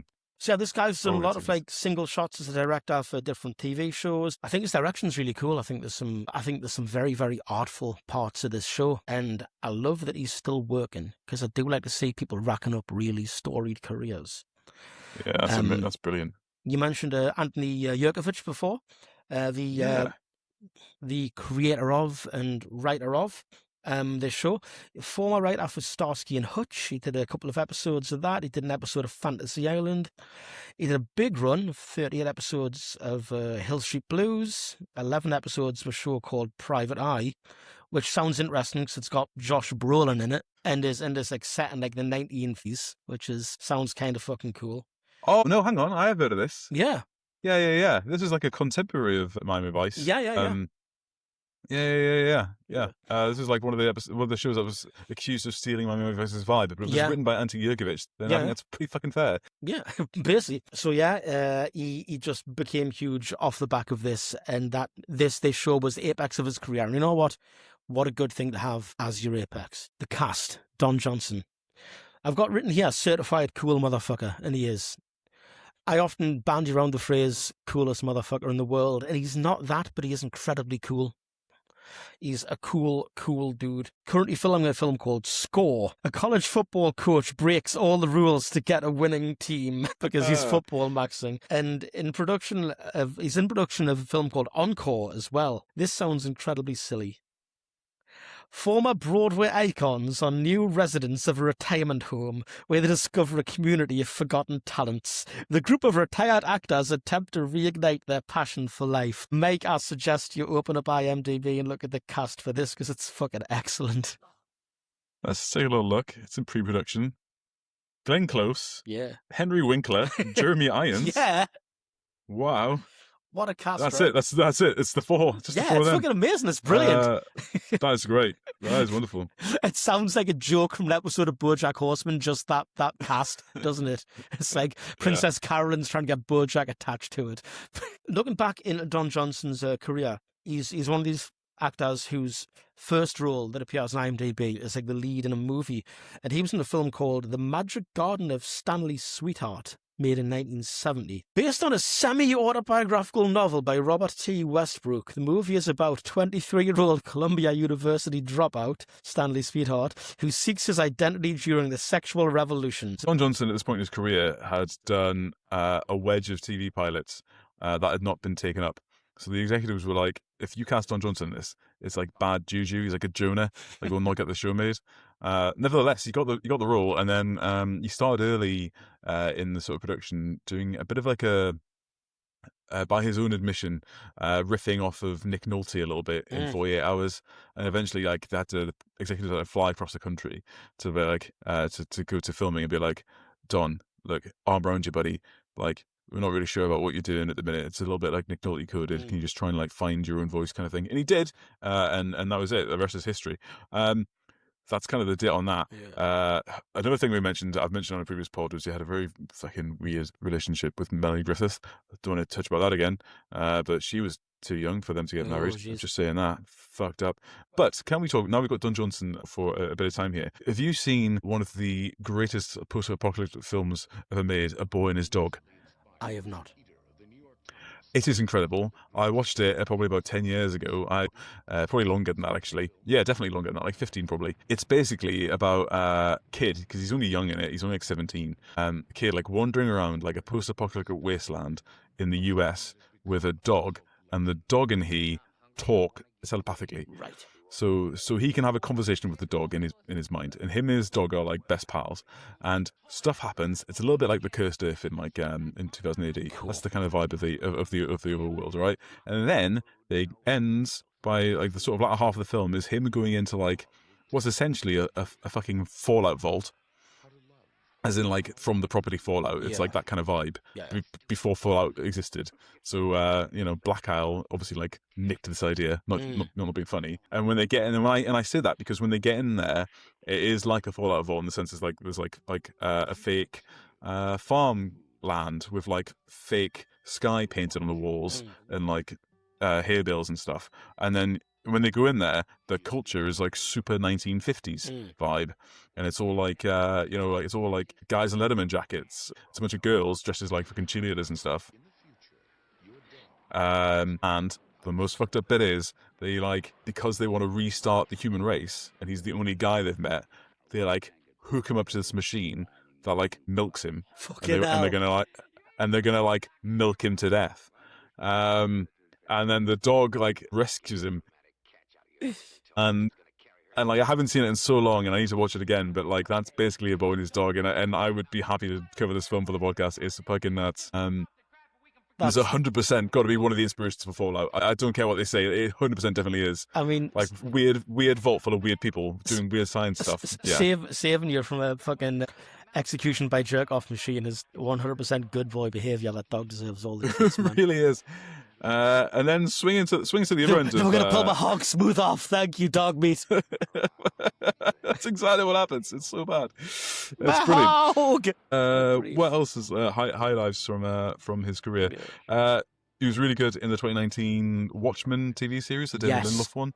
Yes. Really, really good in that as like the dodgy white supremacist Ku Klux Klan guy from the police. Really, really cool. Obviously, he was in Knives Out.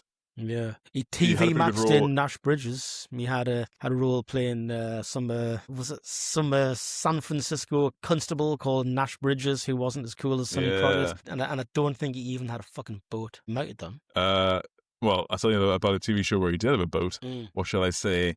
A cruise ship, Dr. Odyssey. Nice. Which is a TV show that my wife and I watched when it for its 18-episode season in 2024-2025. Unfortunately, it's not been picked up for a second season.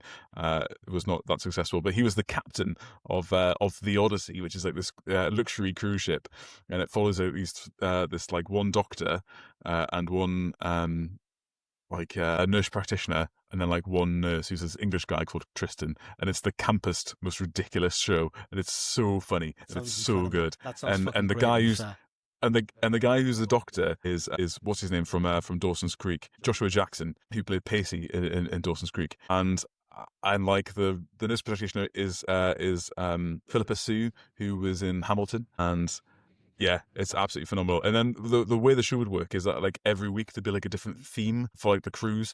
One week it'd be like wellness influencers, and then one would be like sex toy makers facing off against tradwives, and then there'd be one where it's like, and then it'd be like plastic surgery week, and everyone comes on and they're all getting like plastic surgery done. And then there's like one where it was shark week, and it's when the ship was getting attacked by sharks. And there's this whole bit where That's like absolutely class. I love that. It's unhinged. There's an incredible one where they're getting attacked by like I think it might be tons of whales actually. Didn't get a reaction from Sonia when I mentioned whales. That's disappointing. And on the bridge of the ship, they like look at this quote unquote sonar feed, which doesn't look like a sonar; it looks like a radar. And then and there's like big blops of like these pods of whales like actively moving on the screen. It's like, this isn't how sonar works. This isn't how anything works.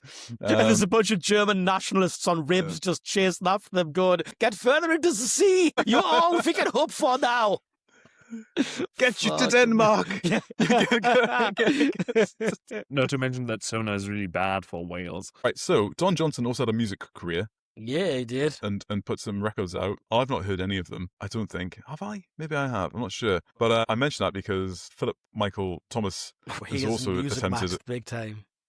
Music Max big time. Kind of like one and done with Phillip Michael Thomas, and like, I don't really know him from anything else. He's made some crazy decisions. I've got some interesting casting notes on him as well. It's just some bits from his wild life. He's got 12 kids, for a start. It's wild. That's a lot of kids. This man has sex. He was also in Nash Bridges with Don Johnson. He made 2 appearances in Nash Bridges, I believe, if my notes are correct. And of course, we know him as Lance Vance. I should say Lance Vance in Vice City and Vice City Stories.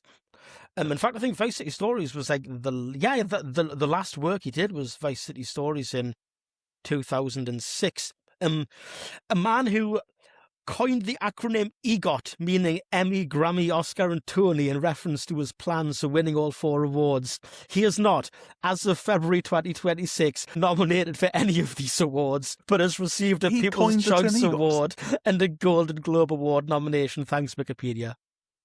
That's an incredible fact that he coined the term EGOT. He coined the term EGOT. He had a legal run-in with the Psychic Readers Network in 1994. Thomas signed an agreement with Psychic Readers Network, later known as Traffics Incorporated, based in Melbourne, Florida, becoming the spokesman for the Phillip Michael Thomas International Psychic Network. He appeared in television ads and claimed to have met the planet's premier psychics through his, quote, world travels, end quote. He dressed similarly to his Miami Vice alter ego, even opening the ads with the phrase, "From Miami Vice to World Advice!" exclamation mark. He appeared in infomercials with Eileen Brennan and Todd McKee, along with his one. In 2002, a New York arbitrator awarded Thomas $1.48 million for the improper use of his name and likeness and an additional $780,000 in interest. This guy, what life he's lived. In an interview with Playboy magazine, he said, "I've become greened like money. I respect the position. I'm enthusiastic as opposed to excited. Enthusiasm comes from the Greek entheos, which means God-inspired. I recommend fame, but with fortune. Otherwise, it's a bitch." Wow. It's a good... His acting role has been very interesting. Apart from this, he, like I said, he was in a show called Detective Extra Large, 1991. Have you heard of a show called Detective Extra Large? Because it sounds shockingly made up. It sounds like something Tumblr users would make up. Detective Extra Large. There was no space in Extra Large, by the way. That's his name. That's not like a size. Detective Extra Large sounds like the Tumblr nickname for a poor guy from some show who just happens to be fat. It really does, doesn't it? Look at him. It's it's like Hulock, but for Americans. It's like look at him, it's Detective Extra Large. Could be like applied to significant amounts of detectives from American TV shows. Sipowicz, Crate and Barrel, fucking so it's many of them. And it just turns into this weird online reference, just people going, "This is so Detective Extra Large coded," and no one knows what the fuck Detective Extra Large even is. Well, you know what? We can probably make that happen. We can start using that and just really, really fucking change the game. It appears to be called Extra Large now, when it's possibly because it's being syndicated, but Extra Large, original title, Detective Extra Large, aka Zwei Supertypen in Miami, Germany mentioned. Jack Costello of Bud Spencer is a retired cop and now private detective who lives in Miami, who handles a myriad of cases for unusual clients. At his side are old police buddy Sam Bosley, Lou Bedford, and cartoonist turned amateur sleuth Jean-Philippe Dumas, Phillip Michael Thomas. Cartoonist turned amateur sleuth. I fucking love it. That's the plot of the Zodiac. Yeah, it's a fucking amazing. He's using Costello as an influence and is nicknamed the burly detective Extra Large. In the second series, Costello faces other dangerous cases, again with Bosley and Archibald, Michael Winslow, the son of an old friend that Costello usually nicknames Dumas. This sounds like Tumblr made it up. This sounds like Goncharov, the TV show. This sounds like bullshit. We've got to find this fucking thing. You know, because I think we're I was just telling Sanya that he did a TV film with the same guy, called We Are Angels, which is about him and the big guy being big maximum security inmates in a prison in Costa Rica who escape by dressing as friars and hide out in a monastery. Incredible. That's fucking amazing, man. And then they made so that was from 1997, and also released in 1997 was the animated 2D platformer video game tie-in to We Are Angels. Yes! Jail and defeats Santillana, the strongman of San Rolando Villa. You get FMV briefings from Orso. The game has 6 levels. It's fucking amazing. So good. What the fuck? An early TV role he did. In 1974, he was in an episode of Policewoman, the Angie Dickinson cop show, playing a character called Sonny. So there are connections. Everything is circular. I've noticed another thing. I noticed ding, ding, ding, ding. Trapper John MD Trapper mentioned John he was also MD, in you that. trapped me, fucking hell. Harold Bergman, I'm putting respect on Judge Rupp's name because this guy is cool as fuck. IMDb says he's known for playing the Reverend in Cocoon, Dr. Irwin in Cocoon The Return in 1988. His final role was Elderly Reverend in Dawson's Creek in 2000. This guy, this G, this big swinging dick, this humongous motherfucker, this king of bit part players, lived to the ripe old age of 99 years old. He didn't even start acting until he was in his 60s. And fucking hell, man, what an absolute guy. He seemed to love playing judges and shit. As first role was The Ordeal of Dr. Mudd, and yes, it's about the misfortunes of Samuel Mudd after he harboured John Wilkes Booth. And yes, I want to watch it because it sounds good as fuck. It's 2.5 hours long, and Dennis Weaver's in it. Oh, there's a really good show about Sick. that on Netflix. Sick. That's worth watching. Yeah. And I think, yeah, I have got loads more casting, but you know what? We got to keep moving, keep the cigarette butt bouncing over the waves. Start asking questions now. Asking questions a bit earlier than usual. Then we'll go back to listing things and talking about shit and hyperfixations. But how would this film go down in Germany? Sanya, just what we've been told for a start, which coastal resort it was setting it in, where, Sanya, is Germany's Miami? Film's happened. Oh my god! Warnemünde. Yeah. We don't do Rostock. that here. The Miami of Germany. Rostock. Drugs, you can have a bun with fried fish on it and shut the fuck up. So from what I'm getting from what you're putting down, Sanya, is that there's no true analogue to Miami in the whole of Germany. There isn't. 9. So there isn't one seaside city that's got the same kind of swag. I mean, fair enough. Florida's a unique place, right? So the answer is, how would this go down? It wouldn't. The average temperature on the German coast is like 15 degrees during those summer days. What do you think? How many coked up bikini babes are you gonna get? Depends how strong the and coke then is. everything on the northern side has the issue that half of the time the North Sea isn't even fucking there. Ah, yes. Maybe we should do coke about it. Wow. German noir version of Miami Vice now. Flensburg Vice. Yeah.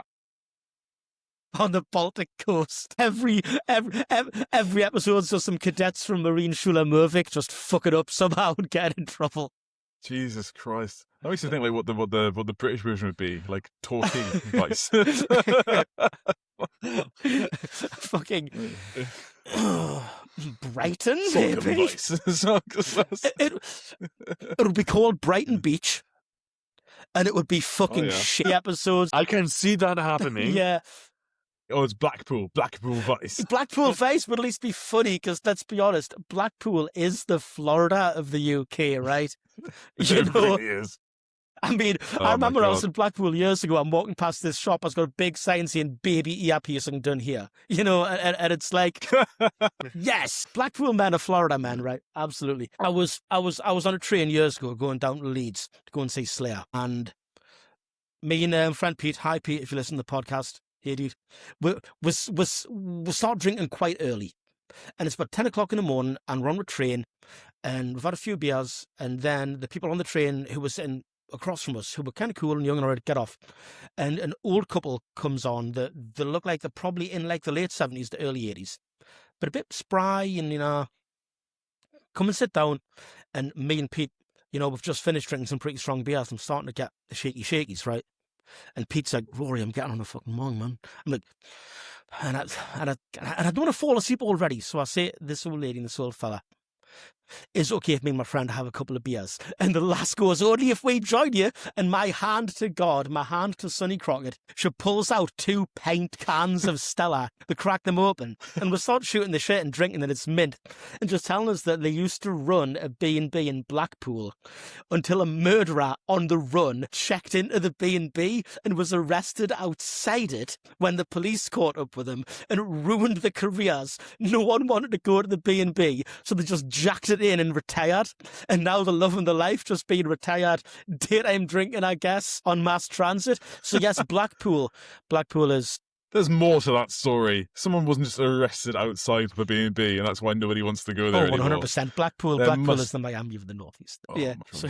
So you see, I wouldn't want to live in a boat in Blackpool. can you imagine your Blackpool houseboat is like, it's literally just like a canal boat that somehow ended up on the coast of Blackpool, and it's half, And the Irish Sea and is like, it's half up on the beach.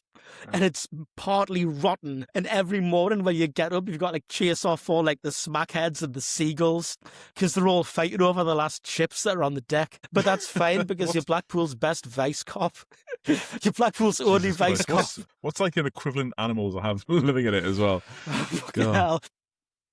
Staffy. Like an urban fox. That's my fox. Urban fox. I would have to be an urban fox, definitely. Or like, if they would only fucking reintroduce lynxes to the UK, it could be a lynx that he just found when he was out on the moors, and it's Yeah. and it's chained up inside his houseboat on a short chain, and he keeps it. It's got like a TD-ridden badger. Yes. and he keeps it really angry by playing like Captain Beefheart records to it, so it's really fucking on edge all the time. You see, I would watch that show. Nobody else would. I love that. Crockett has like a canonically yacht rock taste in music. Yeah, totally. As much like the British equivalent would be like, so like you've got like the British equivalent of Tubbs is like looking through like the cassette collection of the British Crockett, and he's like, prefab sprout, new order, prefab sprout. Fuck me, man. He's got like 3 or 4 albums by Deacon Blue. Paddy Backaloon, Paddy Backaloon, Paddy Backaloon. From Christopher records.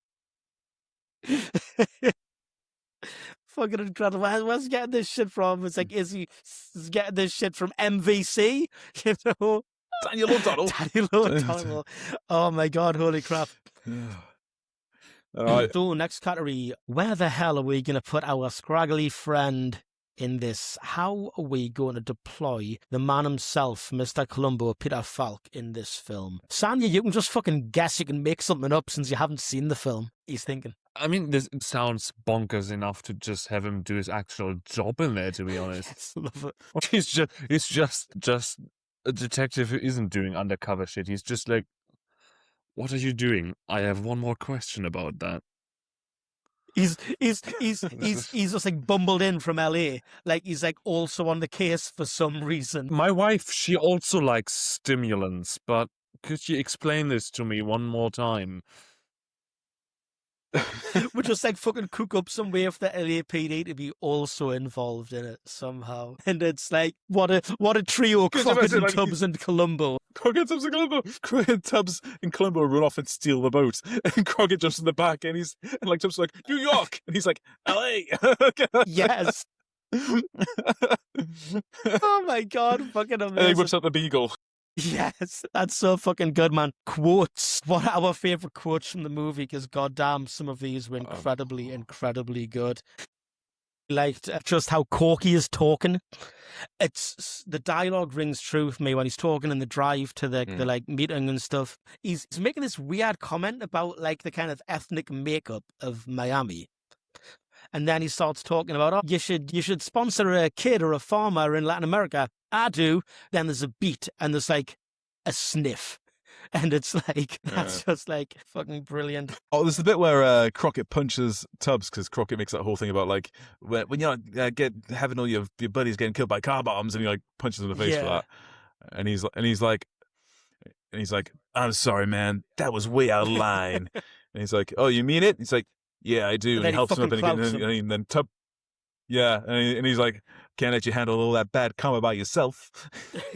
It's just so extreme. I've got the perfect quotes from Trini DeSoto here, the actual dialogue. Ricardo Tubbs, you read a lot of books, huh? Trini DeSoto, you're missing my point, man. I skip all that network jive. Tune into the old classics. I Love Lucy, Father Knows Best, Leave It to You, Beaver, Gilligan's Island. That's where I learned to speak English so good, man. The golden age of TV. And forget about Desi Arnaz, man. The fact that dude never got the Academy Award says something very deep about the American psyche. And then just Sonny's response, New York critics, Trini, don't let it throw you. That's actually, that is a low-key absolute banger. Yeah. There was the you can enjoy your show without co-signing the things that its characters say and sharing their opinions. And the scene when Crockett goes to Tubbs along lines of, did you just come down to Miami for a tan, is like horrific. Yeah. And then Tubbs responds with the incredibly, I'm not going to do the voice at all, will hush my mouth. And it's like, you're arguing in front of your fucking senior officer here on a fucking bridge that appears to be an active railway track. And you're both being very, very problematic in front of your management. Truly, there was a lot of cocaine going on at the time. Mr. GQ comes down here from New York. I love that bit as well. Love Mr. that. GQ comes down here. Fucking amazing. I've got the Sonny and Gina conversation from the boat. Please, yes, go for it. You know something, Gina? You could be a real pain in the butt sometimes, but I like you. I like you a lot. I like you too, Sonny. Really? Well, why have you tossed 4 of my dinner invitations in 3 weeks back at me? You wouldn't have come along tonight if you hadn't had Trudy along to block tackle. Football! My father always told me, football! My father always told me, Crockett, never to get involved with a man on the rebound. And as far as I'm concerned, you're bouncing so hard you're practically out of the ballpark. What's that supposed to mean? You're still in love with Caroline. Try again, lady. It's like, what's that supposed to mean? You can play that beach bum cowboy routine with the football lingo and the beer commercial with Tony. I love how he's like, what's that supposed to mean? Crockett, do you own a mirror? You live on a boat with a large stolen reptile. You know, you steal dead people's beer. You are incredibly... Designer stubble isn't cool yet. You're about to make it cool, but it wasn't cool when you first had exactly. You're incredibly divorced. I like when he's briefing his team, and again, this is like obviously dialogue that I don't co-sign because it's got some like kind of shitty stuff behind it, but it's like when he's given like a briefing to his team and they're like, any questions? And one guy's like, did you roll a fruit for that shirt? And it's like, okay, Sonny, did you rob a gay man for that generic black t-shirt that you're wearing? And then his response is essentially, I fucked your wife, but in like more like kind of witty terms. No, he says, I got it from your mom and it wasn't even my birthday. That's right. I fucking mom, that's right. Yeah. And it's like, that's just great, man. This is so 1980s. These people suck. yeah, there's room for improvement. Some cultural differences. Yeah. Okay, weapons free, my friends. I'm going to talk briefly about the guns in this show because I could go on all night, but I won't. This is the first appearance of the Sig Sauer P220 in any media at Beat Movies too. It was the first screen appearance of it. Was this TV show? After that, it was shown in a Japanese film called Terror Warrior Boy, a 1985 Japanese science fiction film directed by Akinobu Ishiyama. The screenplay was written by Masato Harada based on the novel of the same name by Mike Springane. The film follows Momoko and Motoharu as they discover she and her friends have psychic powers after being turned suddenly into high school students caused by a strange light in the past 10 years. And for some reason, one of them's got a fucking Sig Sauer P220.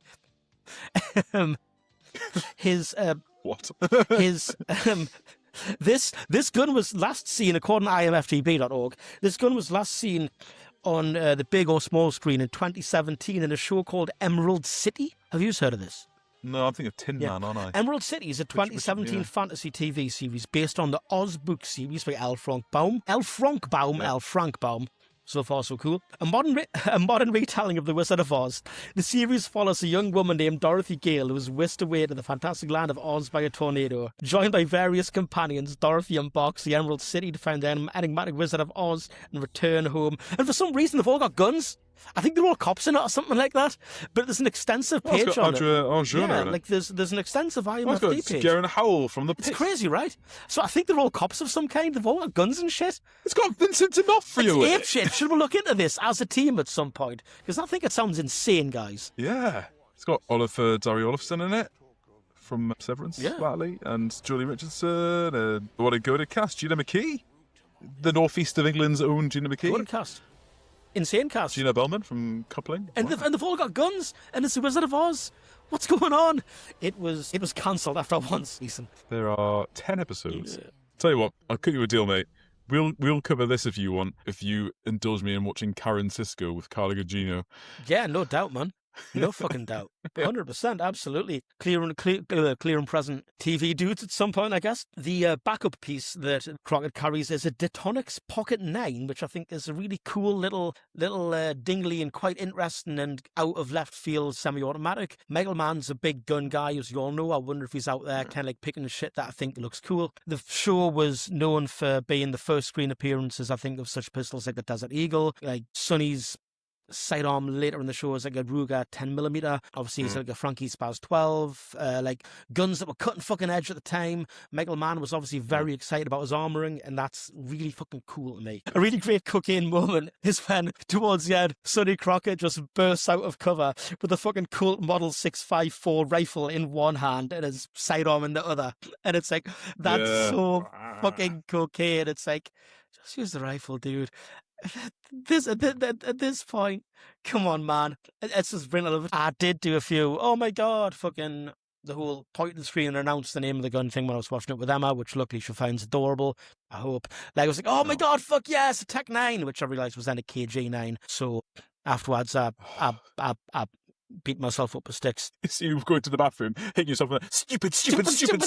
You know that fucking albino monk killer dude in the fucking Da Vinci Code. It's like fucking beating the shit out of himself with some kind of a crop. That's like me fucking misidentifying a KJ9 or KJ99 as a Tech 9, and it's like, so all in all, it's a cool film with lots of fucking cool guns that I really enjoyed. I won't belabor the point too much because it's a Michael Mann film and he's absolutely gun-pilled. We should never ever do John Wick.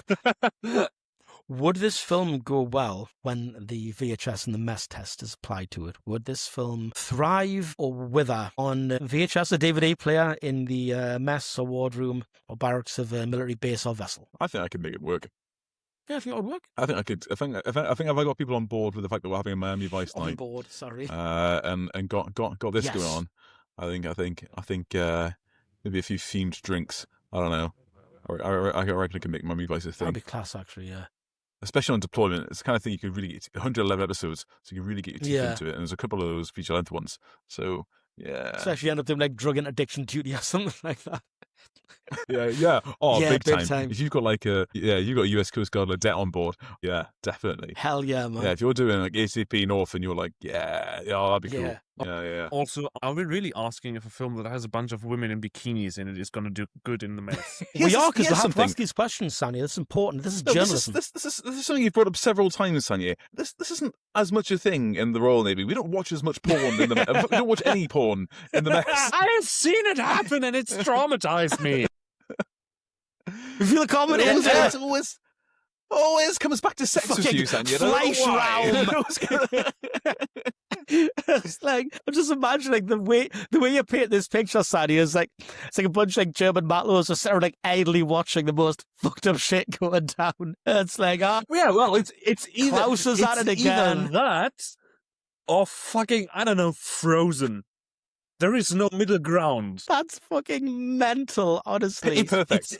It's we're gonna watch a Disney movie, or oh my God, there's an OnlyFans video running as a screensaver in the mess. What in the fucking office's wardroom. Jesus, that's really bad form to be for that to be in the wardroom. That's wild. Like, can you don't? Can you fucking don't, man? Literally 80% of the reasons why I might not want to be at sea is how disgusting people behave. Yeah, that is actually like, grim. The closest thing we get to that in the Royal Navy is having BBC Breakfast on and Natasha Paklinski's there. Like that's ridiculous. Holy fuck, man! Wow. They played fucking porn in the mess hall on the fucking sail training ship when we were on a final run back to port. Gorge fuck, more like gorge fuck, am I right? Yeah, yes. That's very good for it.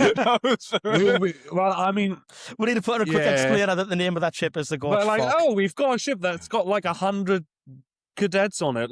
I know what to do. Okay, we're going to start off with some reviews from letterboxd.com. The 2-star ones, because on a quick search, I couldn't find any 1-star reviews of this film. Good. 2 stars from someone called Joey King of the Damned. Not funny. I'm not watching this series. Okay. Short Sosa, 2 stars. Some shit Tony Soprano would watch while eating ice cream on his big belly. Jesus Christ. Inflates you, making you big and round. Fucking hell. Delete that sentence from my brain, please. What? Inflates you, making you big and round. Yes. Inflates you, Sanya, making you big and round. There was only literally 1, 2, 3, 4, 5, 6 2-star reviews. Fucking hell. I guess this film really is universally loved. Let's check the 2.5 stars out. Not enough cocaine. Someone just goes 59% from Michael Herzog. Relationship with Werner Herzog unknown at this time, clearly. DVD of this I was watching didn't have the last 10 or so minutes, but I get why this show was a big deal.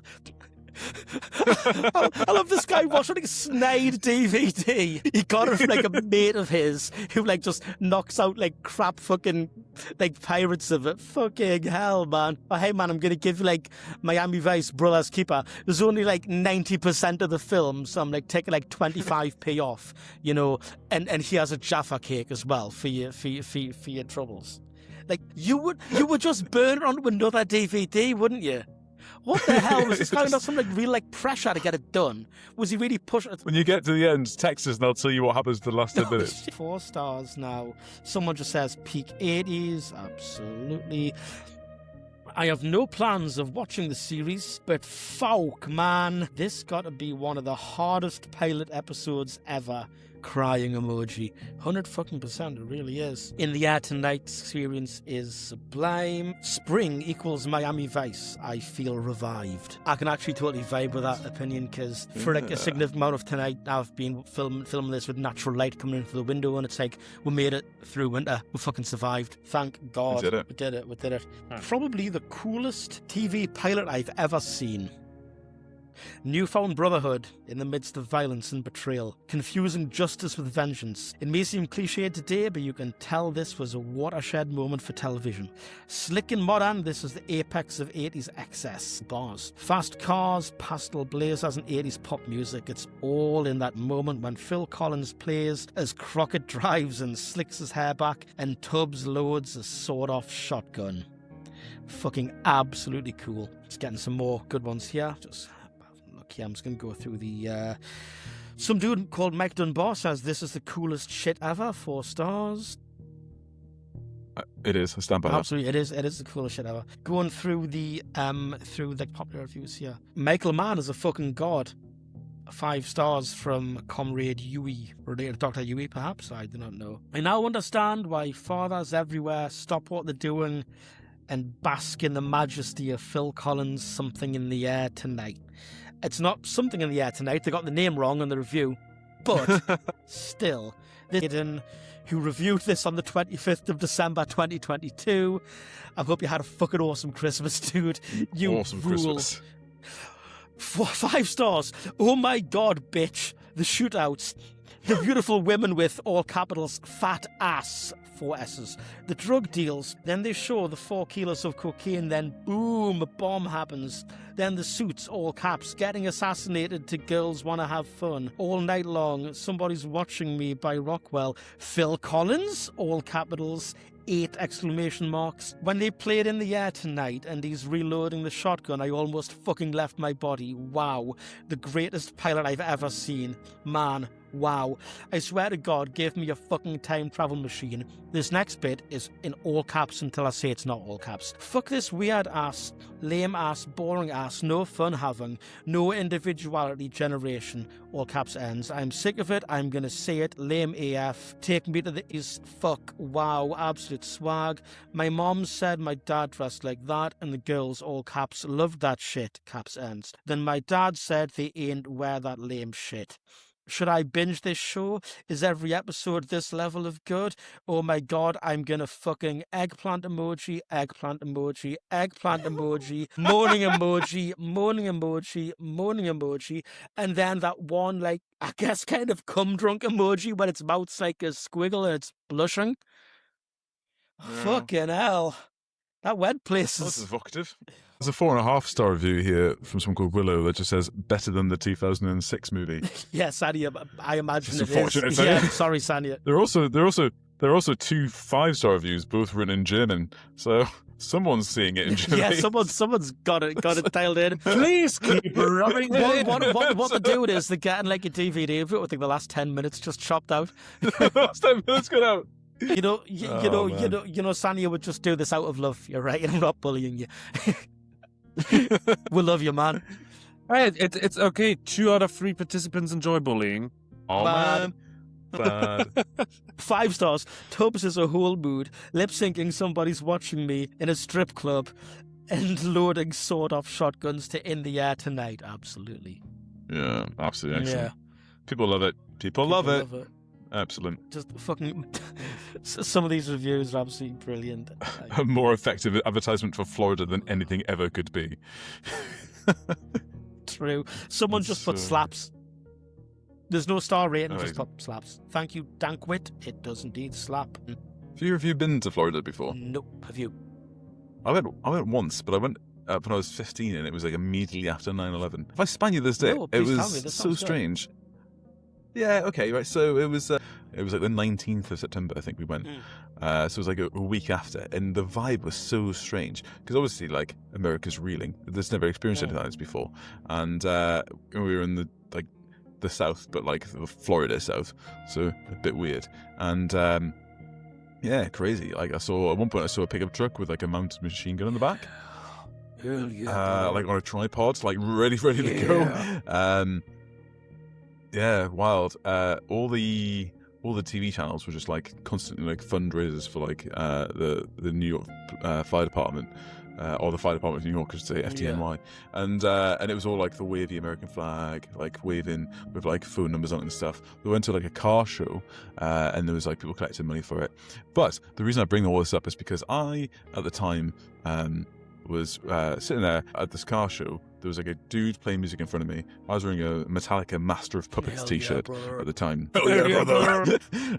and this girl and her brother started talking to me when they heard me and Aaron talking, because we were like English, and they were like, "Oh my God, you're English." And they were like, very Floridian, and they both had like got these necklaces that they'd got at the show somehow with like a cannabis leaf on, and they were like proudly showing me these cannabis leaf necklaces they both had, and we were chatting away, and then and their dad was sat behind me. I didn't realise, and he was this big, gruff guy with a big grey beard, massive fella, like covered in tats and stuff. Had like a leather cowboy hat on, ridiculous, like a stereotype. And I was just like, "Oh, hello," and like she's asking me questions like, "Do y'all do dancing like in Titanic?" And I'm like, "What the fuck?"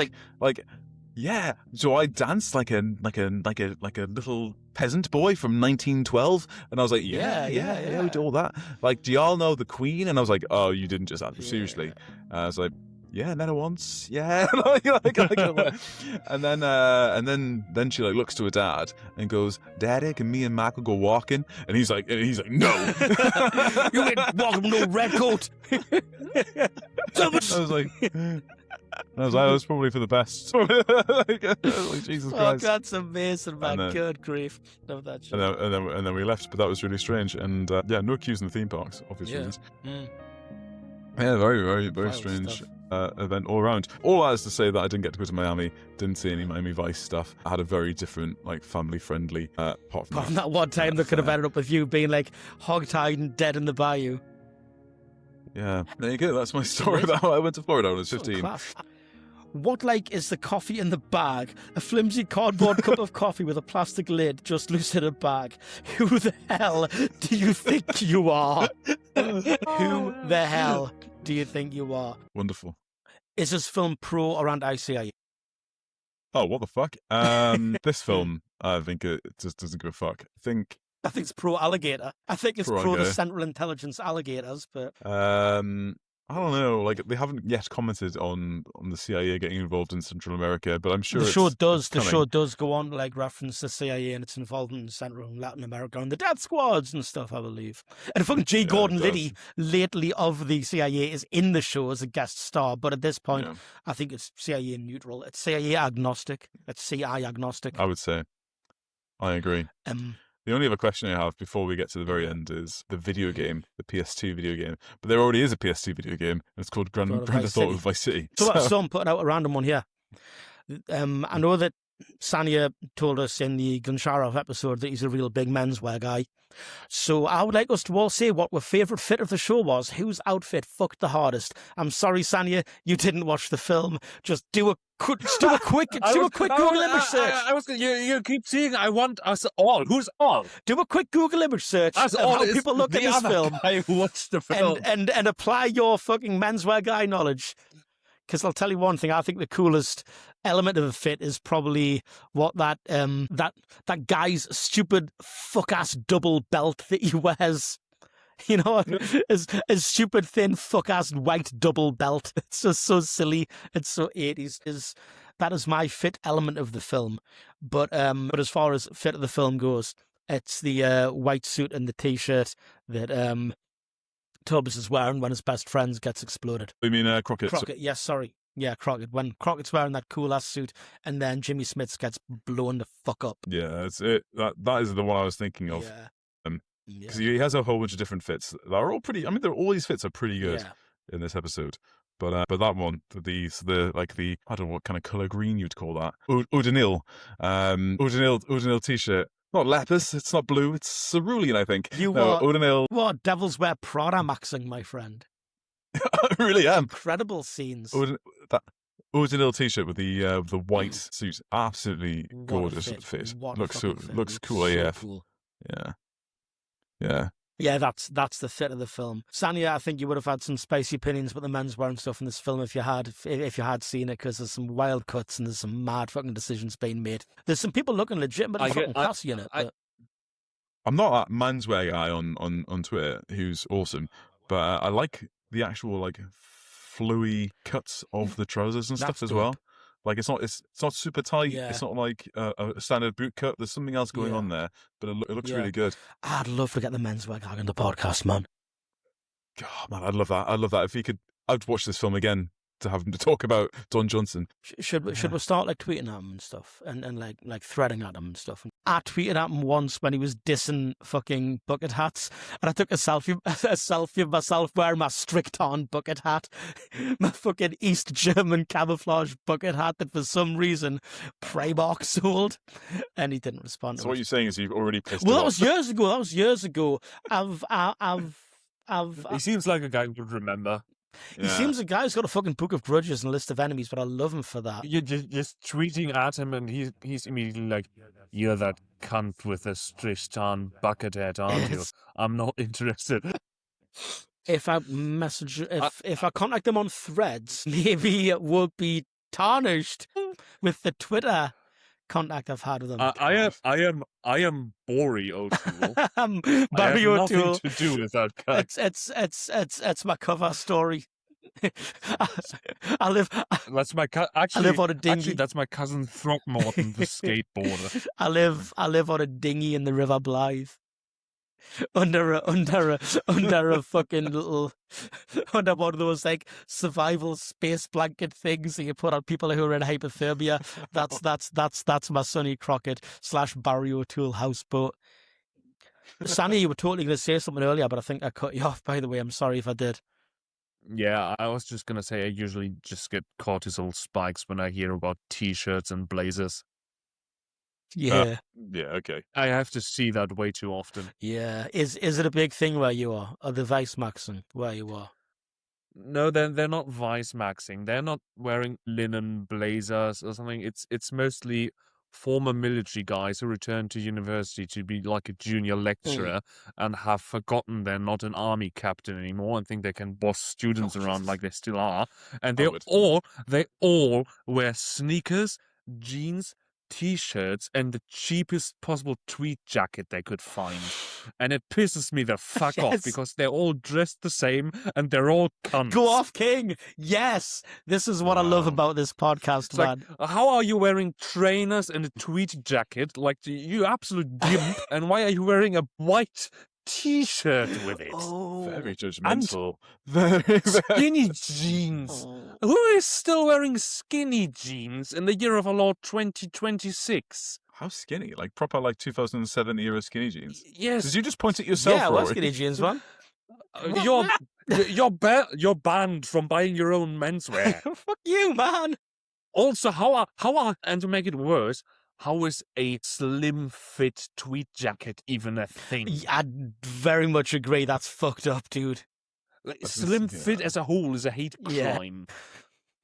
Yeah, those women aren't making that in the Hebrides, are they? No, they're not. Or they're singing their vocal songs on the table Sing- outside while drenching the tweed in urine. We're gonna make them skinny fit for the Tweedy Twinks. You know, it's like no.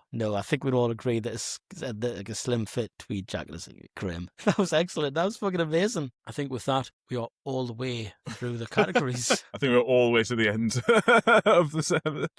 But not on that bombshell. That bombshell. The mic has been dropped. That very top. on that extremely Top Gear coded rant. That was incredible. I loved it. I fucking loved it. Like I said, this is one of the things I love most about the podcast. We all bring our different aspects of our personalities to it, and it just absolutely fucking was an amazing night with you guys again, as it is every time. So, Gentlemen, hang on. Before we get into that, next time our podcast will be Sailing the Seven Seas, won't it? Because the year is 1803? Is it 3 or 4? I think it's 1 year before Trafalgar. Right, before Trafalgar, isn't it? Yeah. Oceans are battlefields. Oceans are battlefields. And Sanye is finally going to get his chance to talk long and hard over the subject of autism. Master and Commander, Far Side of the World. Don't tell me, I see you fingering your bosun's call. Because I just found that in my desk, and I was like, "What the fuck?" But one of the only historical inaccuracies of the movie is the use of that bosun's call in one scene. One little shunky bit of sound editing goof. Hey, I'll not spoil it now though. We'll talk about it next time. So hold fast and wait for the next episode. Nice, cool. Well, in that case, after all, surprises on our side. Yes, beautiful. 3 cheers for Lucky Jack. Right. Okay, boys. We've been clear and present dudes.